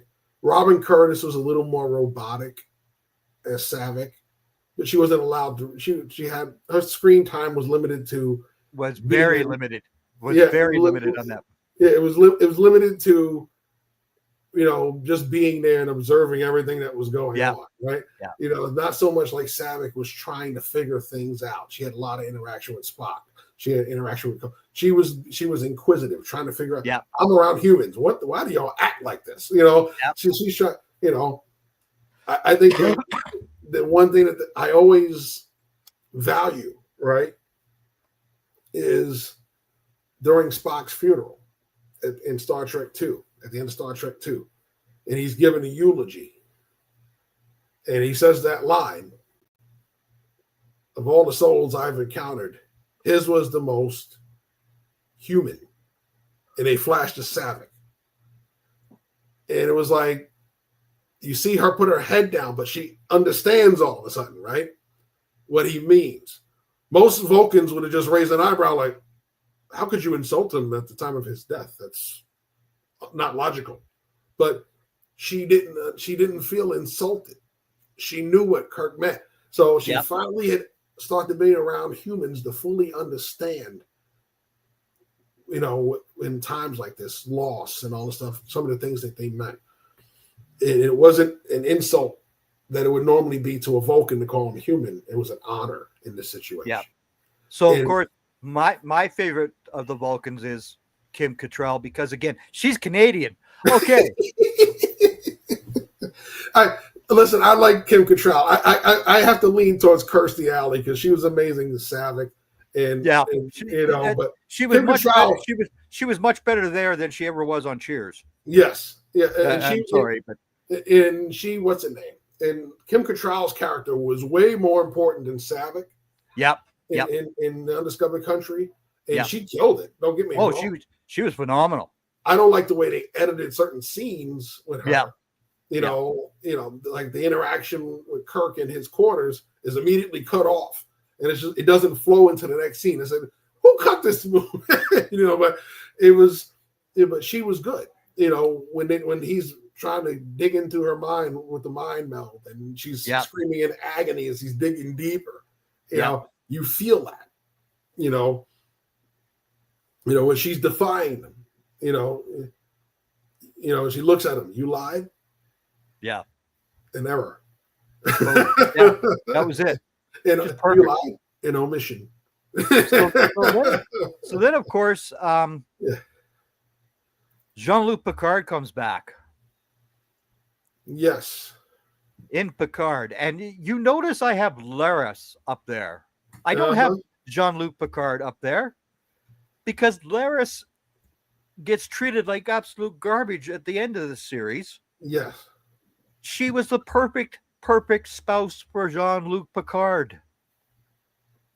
She was the perfect one. Not Beverly Crusher. I'm sorry. Yes, they end up having that child together and all this other jazz. But Orla Brady, the actress, was far, far better as the love interest to Jean-Luc Picard than Beverly Crusher ever was, in my opinion. I just love that the second season of that where John Delancey comes back as Q and he's going to die and all this other stuff. But she was so good with Jean-Luc Picard. What did you make of Picard, the series? The first season was okay, right? And how they explained all the stuff with him. And it kind of bothered me that they kept bringing back Data. I love Brent Spiner. Don't get me wrong. Oh, but yeah. And he kind of wanted to undo killing him off in Nemesis. And we didn't touch on Nemesis. We're going to touch on that later. Okay. But they want to undo the wrong that people felt about killing Data.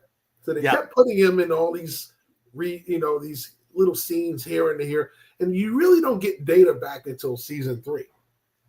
That's but you get the full Data in season 3. Yeah. That was something magical to see, because he becomes the actual human being and has feelings and everything else. Yes. That was great. But again, to me, the first season of Picard was okay. The second season I loved because Q was on there. And again, Orla Brady, I just think she's a phenomenal actress. And she was also on the last season of Bosch Legacy season 3. The show I must admit I have not watched yet. Yeah, you got 10 seasons of Bosch to catch up on. 10.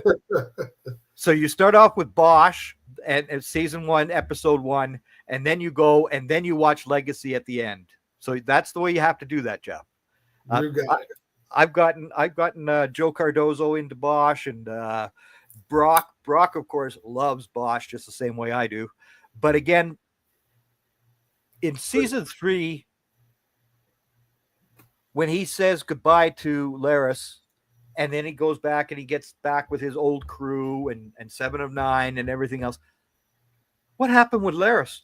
Well, no, I want to see them together on that island. That to me was the perfect ending. Not them all around the card table playing cards and laughing. I wanted to see Jean-Luc Picard with that lady, because she was so superb in that show. But again, I don't get to write it. Yeah, they wanted to, and this is when we talk about studios getting involved, right? Yeah. So the first season of Picard has nothing to do with the crew, right? It's all about him, except for Data. Yeah. Well, Data is part of his thing. He is an unfinished business. Like I said, they were always determined to fix the one wrong they felt they did with Nemesis by killing Data, right? So for the most part, the first 2 seasons were about him. Okay. Yeah. The second season had a little more going on, and introduced some more characters, set up some more connections. But at the end of the day, it was still always about him in those 2 seasons. Yeah. The third season was less about him and more about just reviving the old crew for one last hoorah. Yeah. Yeah. And it was like a totally different direction from the first 2 seasons. Right? The first 2 seasons, they really weren't on a starship, right? He was doing his own little thing here in the first season. They go back in time in the second season, right? So it really wasn't about, him being on a starship until you get to the third season. Then you get on the Titan. Titan looks a lot like a Constitution class. And now all of a sudden, right? Old Titan didn't look anything like that. Nope. And then as you go along and you start getting through more and more of this, and you get the whole crew together, and you get Worf back, you get Geordie's even gotten on the ship, and you got Data back, and you got Crushers there, and all of a sudden you got the crew back. Troy even finds a way on the ship. Yeah. It's like all of a sudden now it's like, okay, well, one last hurrah. Then you find out where Geordie is, and you see all the ships that are there, the connections to the past. Yes, the Enterprise A is there. Okay. The Klingon ship, Krug's Klingon ship, they renamed the Hands Bounty, is there. So it's like, wow, the Federation really did hold on to all these ships. You didn't see any D because, the D crashed. The only thing left was the saucer section. Until he reveals that he took parts of other ships to build the rest of the D. And he had it in the space dock there, in the museum. So, oh, wow. And by the way, the crash of that was not Marina Sirtis's fault. Do not blame her. That was the writing. Yes. She was made captain twice and had to crash the ship twice. So that was typical misogyny. Yeah, well, yeah, that always Yeah. the case. Well, Picard did more damage to the E than she ever did to the D. That's right. Yeah. That's right. So you look at season 3, and it was like kind of like that last hurrah of the Next Generation crew. But here's where we talk about studios, right? So they do all that. You go through all the final battle. He goes to get his son on his new ship, and you find out they rechristened the Titan to Enterprise G. Enterprise G. Yep. Okay, great. Well, so wait a minute. You now have two Enterprises in the same time period, right? Because you just launched the F. Right? Yeah. So here's what we talk about inconsistencies in Star Trek, right? Yeah. So you just launched this brand new F, and here's your G too. So so okay, great. And then you end this whole thing as the G leaving with Picard's son and Crusher's son going off, and they're going to have these new adventures with this new Enterprise, and we're not even doing a show after based off that ending, huh? No show, no. And I wrote you in a DM when it was announced that they're not going to be doing that show, and I was just like stunned. It makes no sense. So when we talk about bad movies, right, and people go back to Star Trek V, but you could also say that about Nemesis, because the premise for Nemesis was perfect. Yep. Right? And how did you botch that movie? The way they edited it, the way they cut stuff out of it. It was the way they did a lot of things in that movie just didn't make sense. And then of course you kill off Data, which didn't sit with the fans at all, right?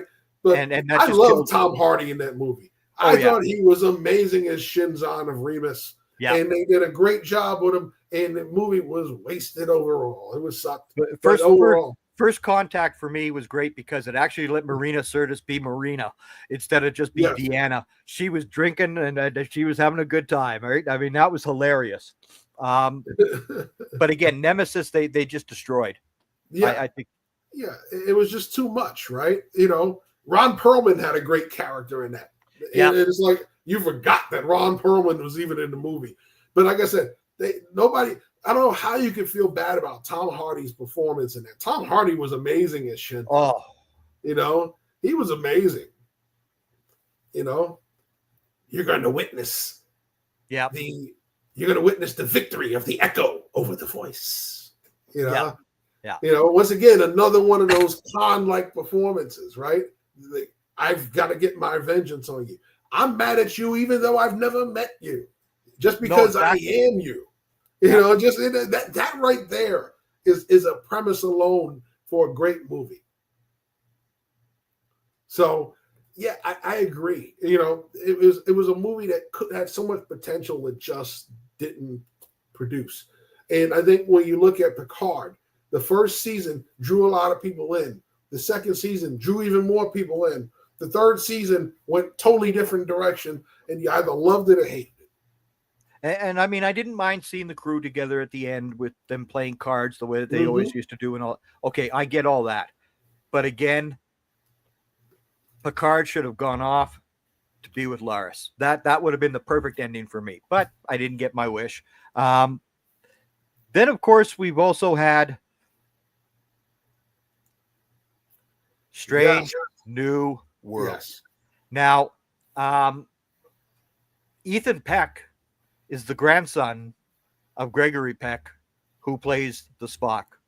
Now, I mentioned Gregory Peck because I was named after that actor. Okay, so and Ethan Peck, that man's getting more booty than you could shake a stick at for a Spock.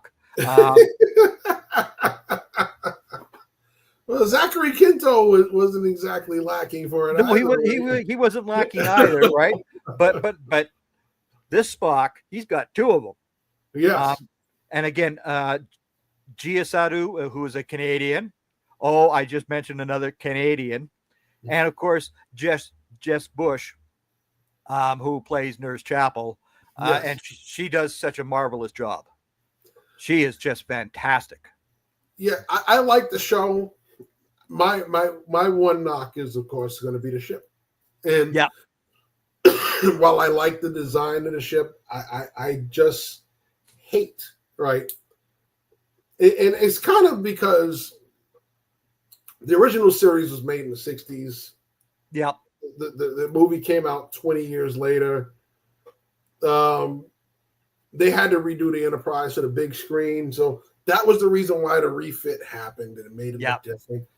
I get that. But like I said, you got to talk about, like I said, what you were talking about. You went from this to this. Yep. All right. And you see the difference in how difference in time it looks. And how futuristic it looks. All right. So you go from those two things, and now you go back to the original. So you go back to this timeline with a combination of those two designs. Doesn't make any sense to me. No. So that's the part that I'm like, when they first showed it in Discovery, I was like, wow, why does the Enterprise in that timeline have sweeping nacelles? That's right. It's not supposed to have them. No. So it has the sweeping nacelles. It doesn't have the light up dish in the front, so we can feel good about that, right? It doesn't have the light up, deflector dish. Great. Still has the round nacelles, not the flat ones. Okay, so good. You got a lot of the original aesthetics there, but you went and took the two designs and merged them into this new ship, to the ship that's supposed to be older. So what's going to happen when you refit this? You know what I'm saying? It's not going to look as futuristic as it did when you went from 65 to 79. Yep. So that's why I was like, I have mixed feelings about it. I like the way the ship looks. Don't get me wrong. It's a pretty ship. Yeah. But it doesn't make sense with the timeline. Yes. And that's okay. So why did you make this ship in that direction then? As you said, because it just doesn't make any sense. Because now just taking the nacelles, right? See, if you take this ship and you do, okay, we're going to use the flat nacelles when we refit it, right? And we're going to do all the other stuff to it. Okay. It's not going to have as drastic a change. It's not going to have this drastic an effect, right? So it's almost like you don't give yourself a real direction to go if you're going to do that whole transition to the later years of the Enterprise. And technically, this is supposed to be off the master timeline, right? Yep. So this is supposed to be originally Pike's Enterprise. So it's supposed to be that Enterprise. That's right. Not that one. Right. So that's why it's like, wow, you've gone back, and we've seen Kirk introduced, and we know he's going to eventually take over at some point. Which season is that going to be? We see Pike seeing the burns happening to him. He knows that's going to happen at some point. When is that going to happen to Anson Mount? When does he transition out of? But he's got 10 years. Yeah. According to the series, he's got 10 years. Okay. Right? So here's another one of those paradoxes, right? Yeah. All right. Here's another one of those paradoxes. Yep. Okay. How long was Pike captain of the Enterprise? Not very long. Not very long. Well, remember, April was there too. April was first. That's right. So April had it first, and then Pike had it. Yep. So 5-year missions for those two guys. So it's at least 10 to 15 years old. Yep. Right. What did they tell Kirk when he brought it back in the beginning of Star Trek 3? The Enterprise is what? Oh, is over 20 years old. Over 20 years. That's right. 20 years old. It was 20. Technically, by the timeline, it's 40 years old.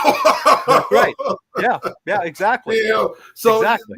So there was a lot of we always talk about inconsistencies in Star Trek. There's a lot of them. Yeah. And unfortunately, this is sci-fi is made up. There's going to be inconsistencies, but it's like we talk about at the end of the Undiscovered Country. They bring the ship back to be decommissioned. Decommissioned. Yeah.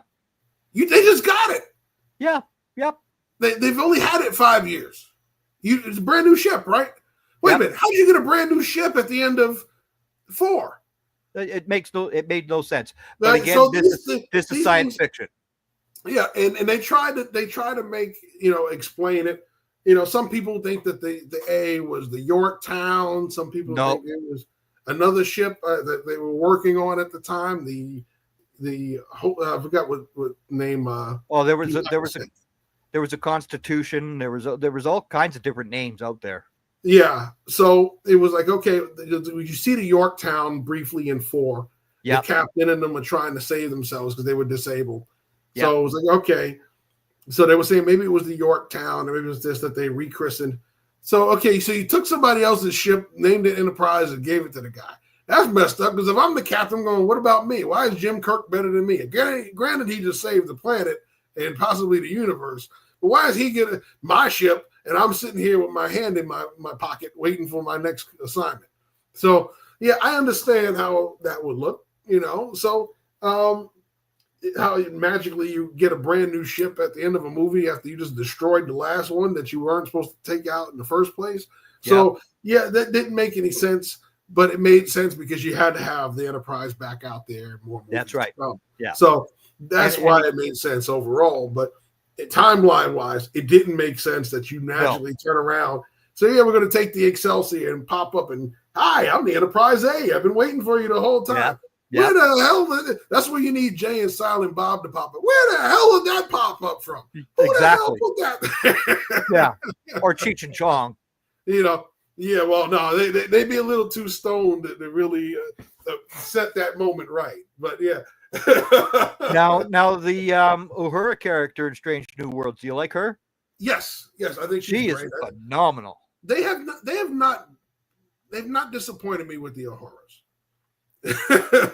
Yeah. Bill and Ted would be a good one too. Yeah. Or Bill and Ted. That's who I should have said. Bill and Ted. That would have been made more sense.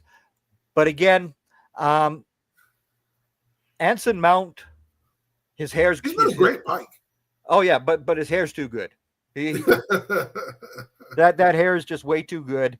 I really do like the security officer, and her love affair that she has with Jim Kirk.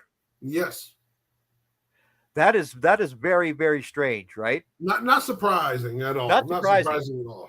Not surprising. And you also see Jim's brother on the ship. Yes. Right. But you only see him dead in the original series. That's right. Yes, that's right. The entire cast of Strange New Worlds, to me, the one episode I wasn't a big fan of was the singing episode. Yes, the musical one. No, you don't need to go there, kids. Even though, again, that shows their stage presence, except for Rebecca Romijn, who never was a stage actress. Everybody else, again, they've been on the stage. And to me, that is the beautiful part about seeing Star Trek live, is the way that they bring that stage their characters from the stage on screen, because they could go anywhere at any time, and they know they could be anything, and they have that ability to just go with whatever the writers give them. And this writing staff for Strange New Worlds has been phenomenal. They have. I must admit, I haven't been disappointed. Even the musical episode was entertaining. But I mean, it wasn't their best one. No. It was different. It was like, wow, this is Star Trek a musical. Interesting. Like the first one where they're on the comet and Uhura discovers that comet is signaling musical notes, right? That was fine, but that whole music, that was too much. That was too much for me anyway. Yeah.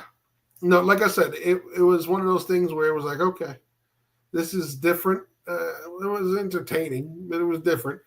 I liked the whole thing with Rebecca Romijn's character, where they actually pulled her out of the role for a while because she was enhanced. An Ilarian. Yeah. So eventually they got her back, which was great.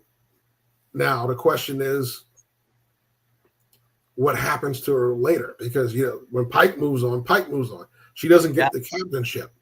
So what happens to her character later? Because eventually, Kirk gets the ship and Spock becomes the XO. Yeah. So exactly. So it's like, okay, eventually what happens to her character? So it's one of those things where you can see certain tipping points where who's going to eventually be where. The connection, once again, we always talk about Khan popping up. Yep. Apparently Singh is related to Khan. She's a descendant of him. She is related.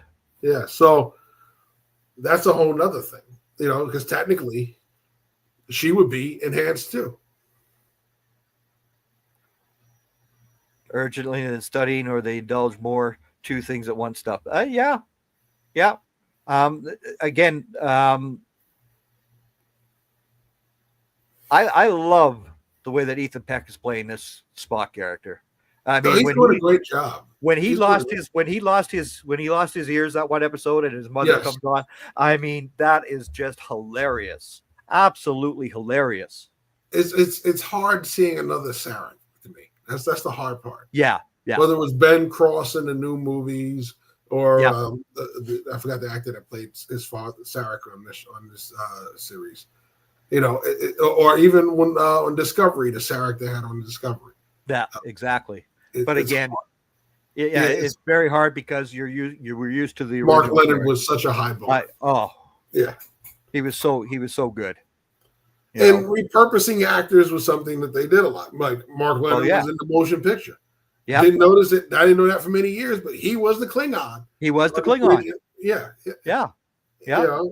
Now I knew he was the Romulan commander in God, what was the name of that episode? Balance of Terror. Oh, okay. Yep. Yeah, I knew he was the Romulan commander. Yeah. So, or even go to all these characters that Jeffrey Hunter has played on Deep Space Nine. Jeffrey Combs, sorry, on Deep Space Nine. Yes. And again on Enterprise. I mean, when he was such a good character on Enterprise. I mean, wow. Absolutely. I mean, how could you have a top Wayun? I mean, yeah, well, DeMar did that on purpose. Why? He knew I'd be the last Wayun. Yeah.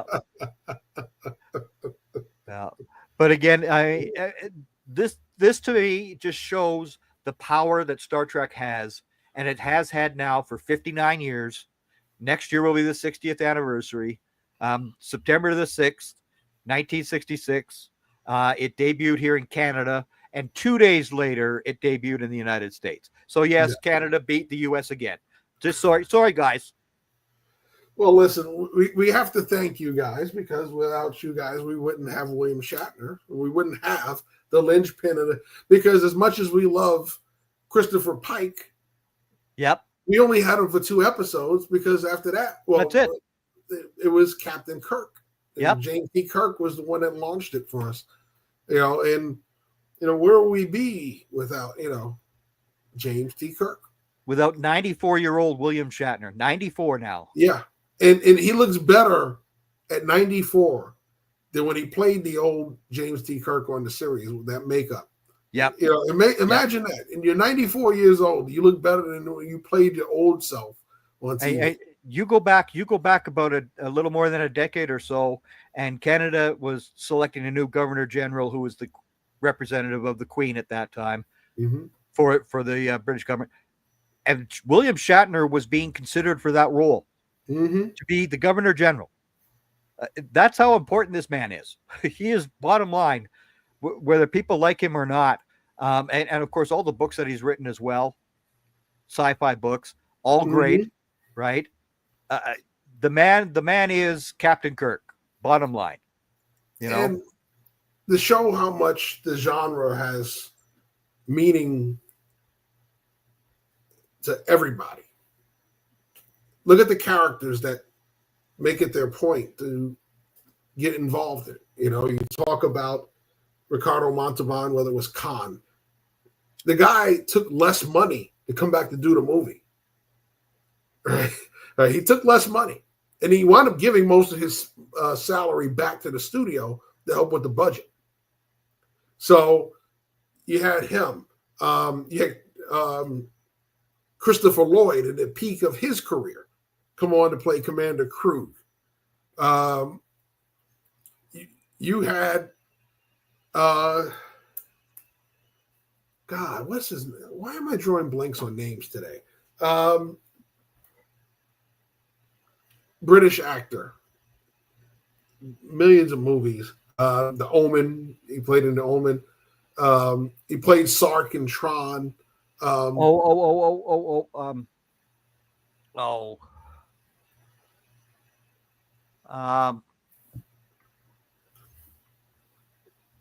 drawing a blank on his name, but for him to come in Star Trek V and play the Terran ambassador, then come back and play Chancellor Gorkin in 6, and still appear in the series at times, in the Next Generation and stuff like that. In Deep Space Nine, I think he might have even been in.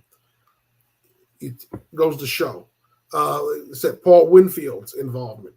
The fact that Christopher Plummer, of all people, signed up to play General Chang. Well, which of course was really related to the fact that he's also a Canadian, and guess what? He went to school with William Shatner. So there you go. They were both together at Stratford here in Ontario, where they do all the Shakespeare stuff and all that other jazz as well. And his whole character was Shakespeare. Every time he turned around, he was quoting Shakespeare. I mean, that was it. He was all Shakespeare in that role. Yes. And, tickle us, do we not laugh? Prick us, do we not bleed? Wrong us, shall we not revenge? Yep. But again, this is the reason why Star Trek remains with both of us as it has for all these years, is because of the stories that get told. And it is a moral. There are morals to every story. Yes. Which I didn't find when I watched Star Wars that first time. I didn't see the moral of it. Okay. And then, of course, they come out with all this Mandalorian and the Ewoks and what? I don't know any of those things. I don't care about any of them. But you people who like Star Wars, go ahead and like it. For me, it has always been Star Trek and always will be. Bottom line.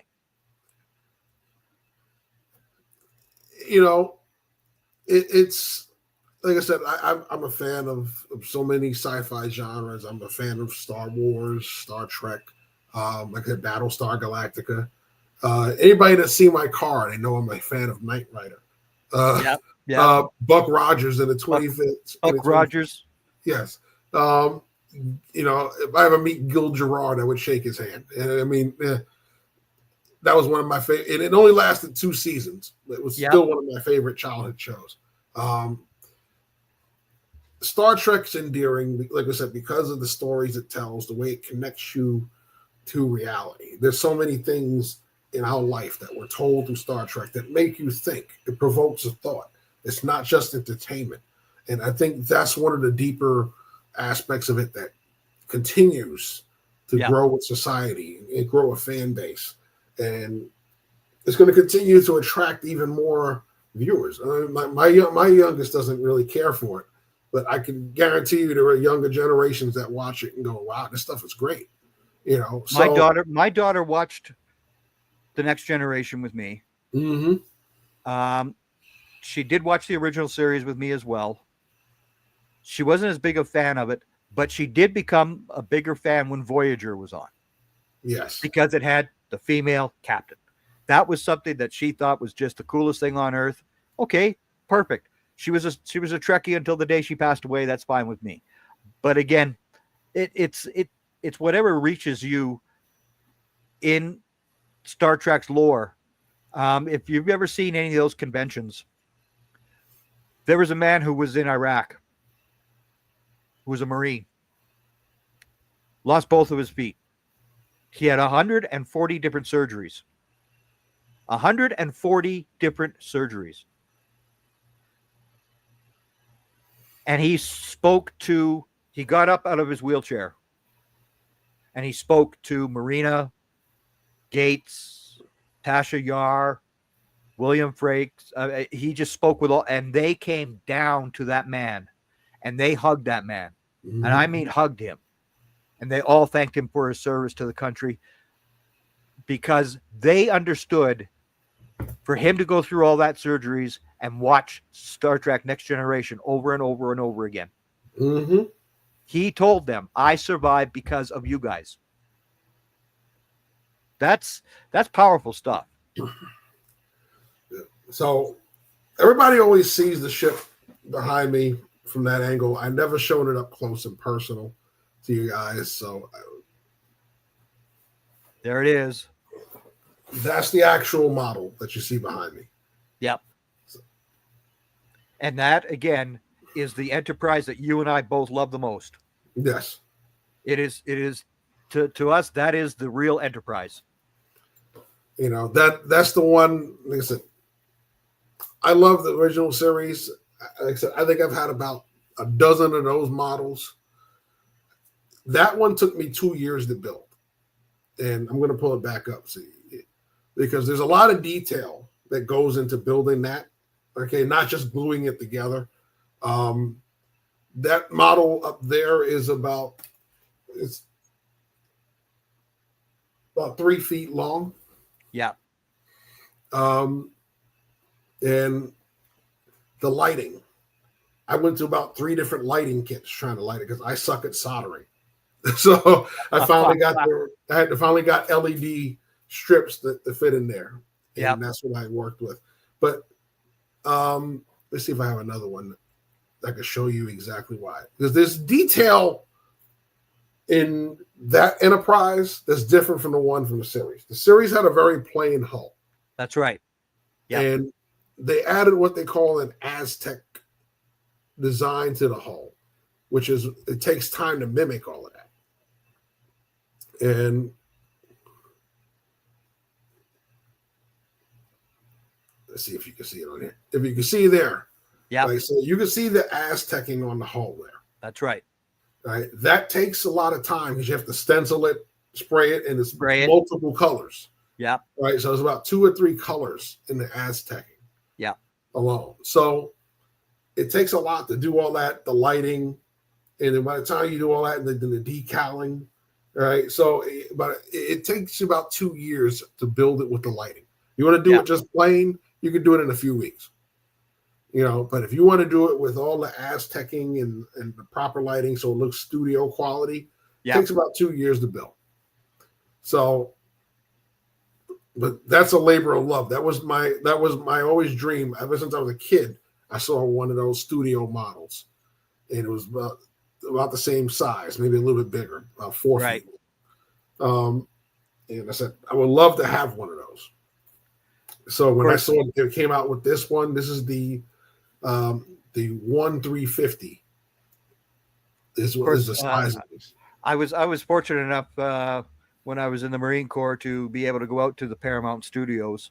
Yeah. And I got to see the Voyager. Because TNG was over by this point. Yes. And they had destroyed everything. Everything was gone. Yeah, the studio was very bad at doing that. It's like, they were very bad when it came to holding on to stuff. They were quick to destroy. But they were very tight. They were very tight on keeping the uniforms and everything, though. Yes. Except for at the end of TNG, William Frakes and Beverly Crusher wore their uniforms out to the dinner party that they were going to that night. And of course, no, we didn't do that. No. And Marina Sirtis, she took her director's chair. You're supposed to take the backing off that has the show and your name on it. That's it. She took the entire chair because at her height, it was the perfect height for going to a red carpet events to have her makeup and stuff done, right? So she just took that. Brett Spiner had offered to purchase. Nope. Jean-Luc Picard went to the very top. Nope. So again, you hear these stories and you're going, Paramount was real cheap. I mean, you guys were bad. And now they're not even filming them in Los Angeles anymore. It's all done in Toronto. Yep. So you know, and it's always interesting to me. I still don't understand why the new Jerry Ryan series isn't coming. It makes no sense. It didn't make any sense to leave off Picard that way if you weren't going to do the series. Yeah. It just didn't make any sense. Yeah. Yeah. It was kind of like when they brought back Knight Rider for a special movie. Yep. And here's the new Kit. The Kit got a new body, and they never did anything with it. Nope, that was the end of it. And all of a sudden, you had a Knight Rider 2000 series with a whole bunch of people. Team Knight Rider, I think they called it. And then you had the 2005 one where they totally did a whole new Knight Rider in itself. And they both suck. Yeah. Compared to the original, they both suck. So it's like they kind of like the same thing. You start to tease it. We're going to do this, and you don't do it. And so you want to get upset about me and Gil Gerard? Gil Gerard, go for it. You know where Gil Gerard is from? Canada. No. Little Rock, Arkansas. Really? Yes, and I met him there. Okay. Yeah. I thought you were going to say Canada because you seem like you're excited. I know. But he's from your second home. Okay. Yes. My second home in America was Little Rock, Arkansas. But again, and of course, the Battlestar Galactica, I was not a big fan of Lauren Green. Yes. Because Lauren Green up here in Canada during World War II was known as the voice of doom on the radio. Mm-hmm. He was the guy who was announcing, the deaths and all that. He was and so even Bonanza, I did not like Bonanza. Mm-hmm. And of course, what do I get stuck with as the #1 song on the day I was born, December the 5th, 1964? Bonanza. Ringo by Lauren Green. What the hell? I'm born the year of the Beatles. And I get stuck with Lauren Green singing Ringo. Oh Lord. What a horrible thing that was for me. But again, I still laugh at Gil Gerard in that original pilot for Buck Rogers dancing to that music. Yep. Oh yeah, it was hilarious. He was hilarious. Thank God for Pamela Hensley. Yeah. Absolutely. But again, one other thing that's happened to the women on these shows has really bothered me. Chase Masterson, who played Lita on Deep Space Nine. Yeah. She was taken and put onto matchmaker.com by this man in Berlin. And her life was a living hell because of it. She and her son had to move to a secure location. Mm-hmm. Marina Sirtis, who has publicly stated, what she went through to get at roles in England was basically rape. She admits that. I'm hopeful that these new actresses don't go through what those previous stars had to go through. You're right, and even Majel Barrett Roddenberry had to go through it. They said Gene was notoriously sexist. Yep. Notoriously. Yep. It's amazing all the views he had about society. When it came to women, he was very sexist. But again, he had his ideals. But when it came to the best part of the series, is for me has been the growth of the women. Yes. Right. Yes. And that includes Jess Bush on Strange New Worlds. For all you guys who go crazy over Nurse Chapel, Jess Bush goes both ways. So I guess you've only got a 50% shot at her, guys. Well, they'll be happy with that regardless. Yeah. But again, the growth of the women on the shows has been something that I take pride in. Yes. From Lieutenant Uhura all the way to Nurse Chapel now, or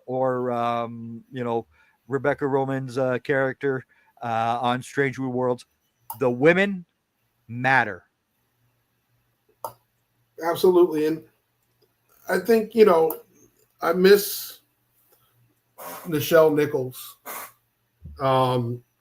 We talk about Uhura a lot. And while she may not have had a lot of big time combat and leadership roles on the original series, her presence is important.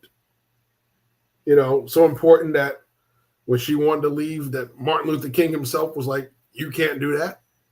Having you there is important." We saw her importance later in the series and other roles. In the most hated movie, she had an important role. Funny, at her age in that movie, she be up there on the top of a hill, darn near naked, dancing. And it was like, wow, Michelle Nichols did that. And she could move. That lady could move. Yes. She was a very good dancer. Yes, she was. But again, that comes back to the stage, right? They were all stage actors. And that, when you see the interaction on at the conventions with these people, and they could go anywhere at these conventions. I mean, they go crazy, and it is beautiful to see. When Deanna Troi on the one movie where the Enterprise catches fire. Yes. The first time they did that, her seat actually caught fire and she was sitting down on it and she just whoa.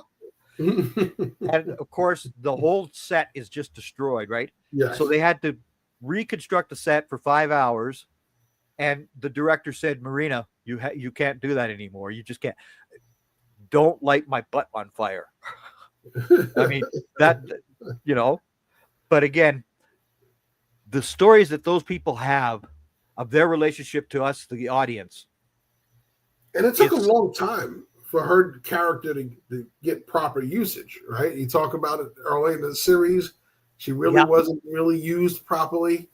The only time she was available really was with her mother.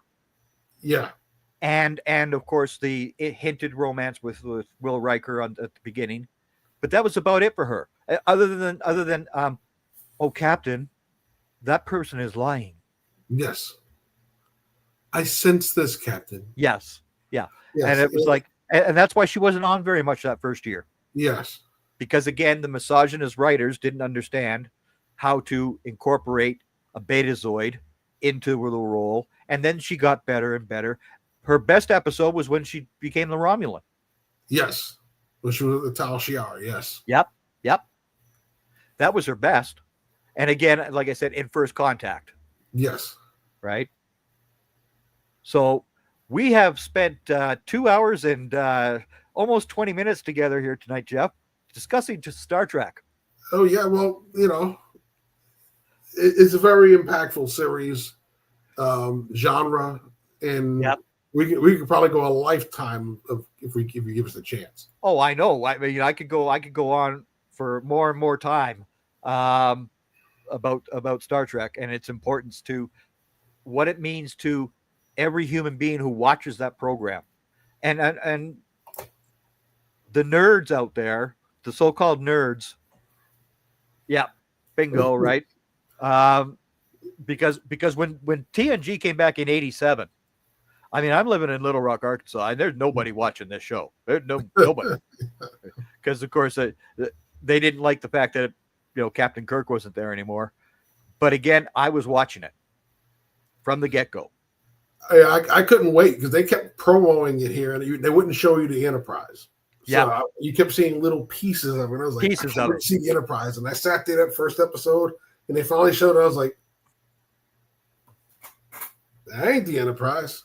But yes, nevertheless, that was the Enterprise D. The Delta. If you could take any one of the series that didn't get movies, which one of those series would you like to see as a movie? Ooh. And don't put Strange New Worlds in there either. No, I won't do Strange New Worlds. I think Archer's time had its time, so I wouldn't do that. I think Discovery ended fine. We don't need anything open-ended on that. TNG got their movies. I would love more Deep Space Nine. Yeah. And the reason being is it ended such in a way where there was still more to tell, right? That's right. Cisco didn't die. He's like he's one of the prophets, like That's what I mean? right. So it's like, okay, great. Did Ducat die? Or did he We don't become know. part of the power race? See, there's so many open-ended questions right. on that, right? Yep. So if there's anywhere other ones that I think have a lot more story to tell, it would have been Deep Space Nine. Yeah, but it's kind I of hard to do now. I mean, because Rene Auberjonois passed away. Yeah, he's gone. I mean, a lot all of them are old now. I mean, you see Armin Shimmerman, he's old. Avery's old. Yeah. Terry Farrell's older. Michael Dorn is still in good shape. Terry Farrell doesn't get to be on the show because she's gone. Yeah, well, she's dead anyway. It's Ezra. Ezra, yeah. Yeah. I mean, you got Jake Sisko wherever he is. Although his friend is dead. Nog, yeah. Eisenberg is dead, unfortunately. Yeah. Which they honored him by adding his name to the lore when they talk about certain parts of the ship. Yep. Eisenberg compensators. Yep. Yeah. Yep. So they kind of honored him. Which again just shows the power of these characters, how they get included in another series after they've been gone and things like that. It's just it is a beautiful, beautiful story. And I can't imagine the day that William Shatner passes away on us. Oh yeah, it was hard when Nimoy passed. Yeah, I mean, we expected Kelly to go. He was the oldest of the three. Yeah, and James Doohan, who of course had his ashes sent up to space as well. Yes. George Takei is still alive. Still going. Still going. I remember him when he was on Hawaii Five-0. Yes. And he played the Chinho Kelly's uncle. Oh my God, what a drunk. Oh Lord. Same thing with Walter Koenig is still around. Yep, Walter Koenig is still alive as well. And last of the main three.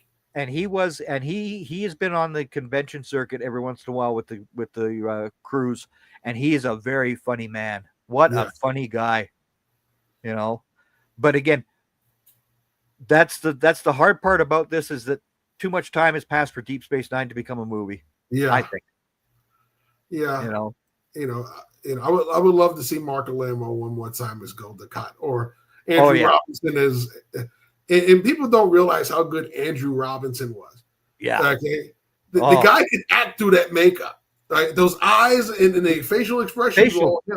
Yeah. And if you think of the role that he broke out with, was his most hated role. People wanted to literally kill him. Oh yeah. And if you don't know what that role is, he was the Scorpio killer in the original Dirty Harry movie. That's right. Yep. Right. So he went from roles like that to being, detective. What's the name in Cobra? Monty, Detective Monty Cobra. Monty. Yep. He was in Hellraiser 1 and 2. Yep. Right. He played her dad and then eventually her uncle when he stole her dad's skin. He's been in so much stuff, and you see how good an actor he is, and then you finally see him, and you're like, I know that face, I know that voice, and the face looks kind of familiar with the makeup. Do you realize it's Andrew Robinson? Yeah, and he tore Garrick's role up. Oh, I mean, that was an amazing job. And his interaction with Bashir, is just so good, because he's got Bashir absolutely frightened, frightened. And you have no idea whether he's there to help you or hurt you. And there's Andrew Robinson not letting you know. No. In the eyes, you don't know whether they're sinister or friendly. You don't know. And I mean, it's just like, wow, that is real powerful acting. So, yes. No, he was amazing. He's still alive. That's funny. Yep. You just don't see him doing much. He goes to the conventions. He's always there. And these conventions, I can't get over the size of them around the world. Mm-hmm. Will Riker and Brett Spiner in Germany, and they are just hilarious with each other. You see them over in England. You see in Holland. I've seen only a couple of the conventions on YouTube down in Australia, but again, this is worldwide. So, it's a very, very powerful series that Star Trek is, and Mr. Jeff, we've now made it for 2 hours and 25 minutes without talking about football. We didn't discuss a damn thing about football. There you go. Can you imagine that? Listen, we're talking Star Trek. That's right. We didn't have to talk football tonight. No, absolutely not. Absolutely not. So again, my final word on Star Trek is that is always going to be my number one sci-fi series. I really don't care about Star Wars. Battlestar Galactica and Buck Rogers, they were great as well. But the world of science fiction, to me, begins and ends with Star Trek. Go ahead, Jeff. Yeah, we need more Star Trek in our lives. A little less reality. I'm tired of reality. Yeah, I turned on my TV to entertain myself. Reality doesn't entertain me because the reality stuff ain't even reality, right? It's all edited and staged, and so that's not reality. I want it to be entertained. I want my TV experience like a book to take me off into a land different from my own. Star Trek was that. Yeah, it succeeded in many different ways with many different shows, movies, etc. I think I've watched The Wrath of Khan or even just the Star Trek, the original movies, almost as much as I've watched Blazing Saddles, and that's a lot. Well, Blazing Saddles could be an entire new episode for. That'd be great. That Mel Brooks peaked with Blazing Saddles, but we'll get on Mel Brooks another time. Yeah, well, History of the World Part 2 and Blazing Saddles are the two best Mel Brooks. Well, Part 1, There's talk of him doing a Part 2, which I hope he doesn't do. Oh, yeah. His humor was in a time where you could be unfiltered. You can't be unfiltered now. So, and again, I mean that goes back to the other form of TV that you and I grew up with the real sitcoms.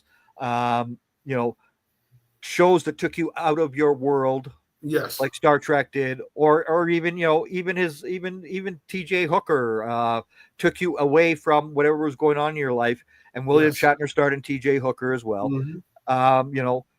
They take you away from what's going on in the real world. As you said, we've got enough BS in this world as it is, and to be entertained in this way is just a good thing. Like I said, one of the saddest, I think the two times I cried the hardest over a movie was when Godzilla died in the first Godzilla, and when this bad boy burned up. Yep.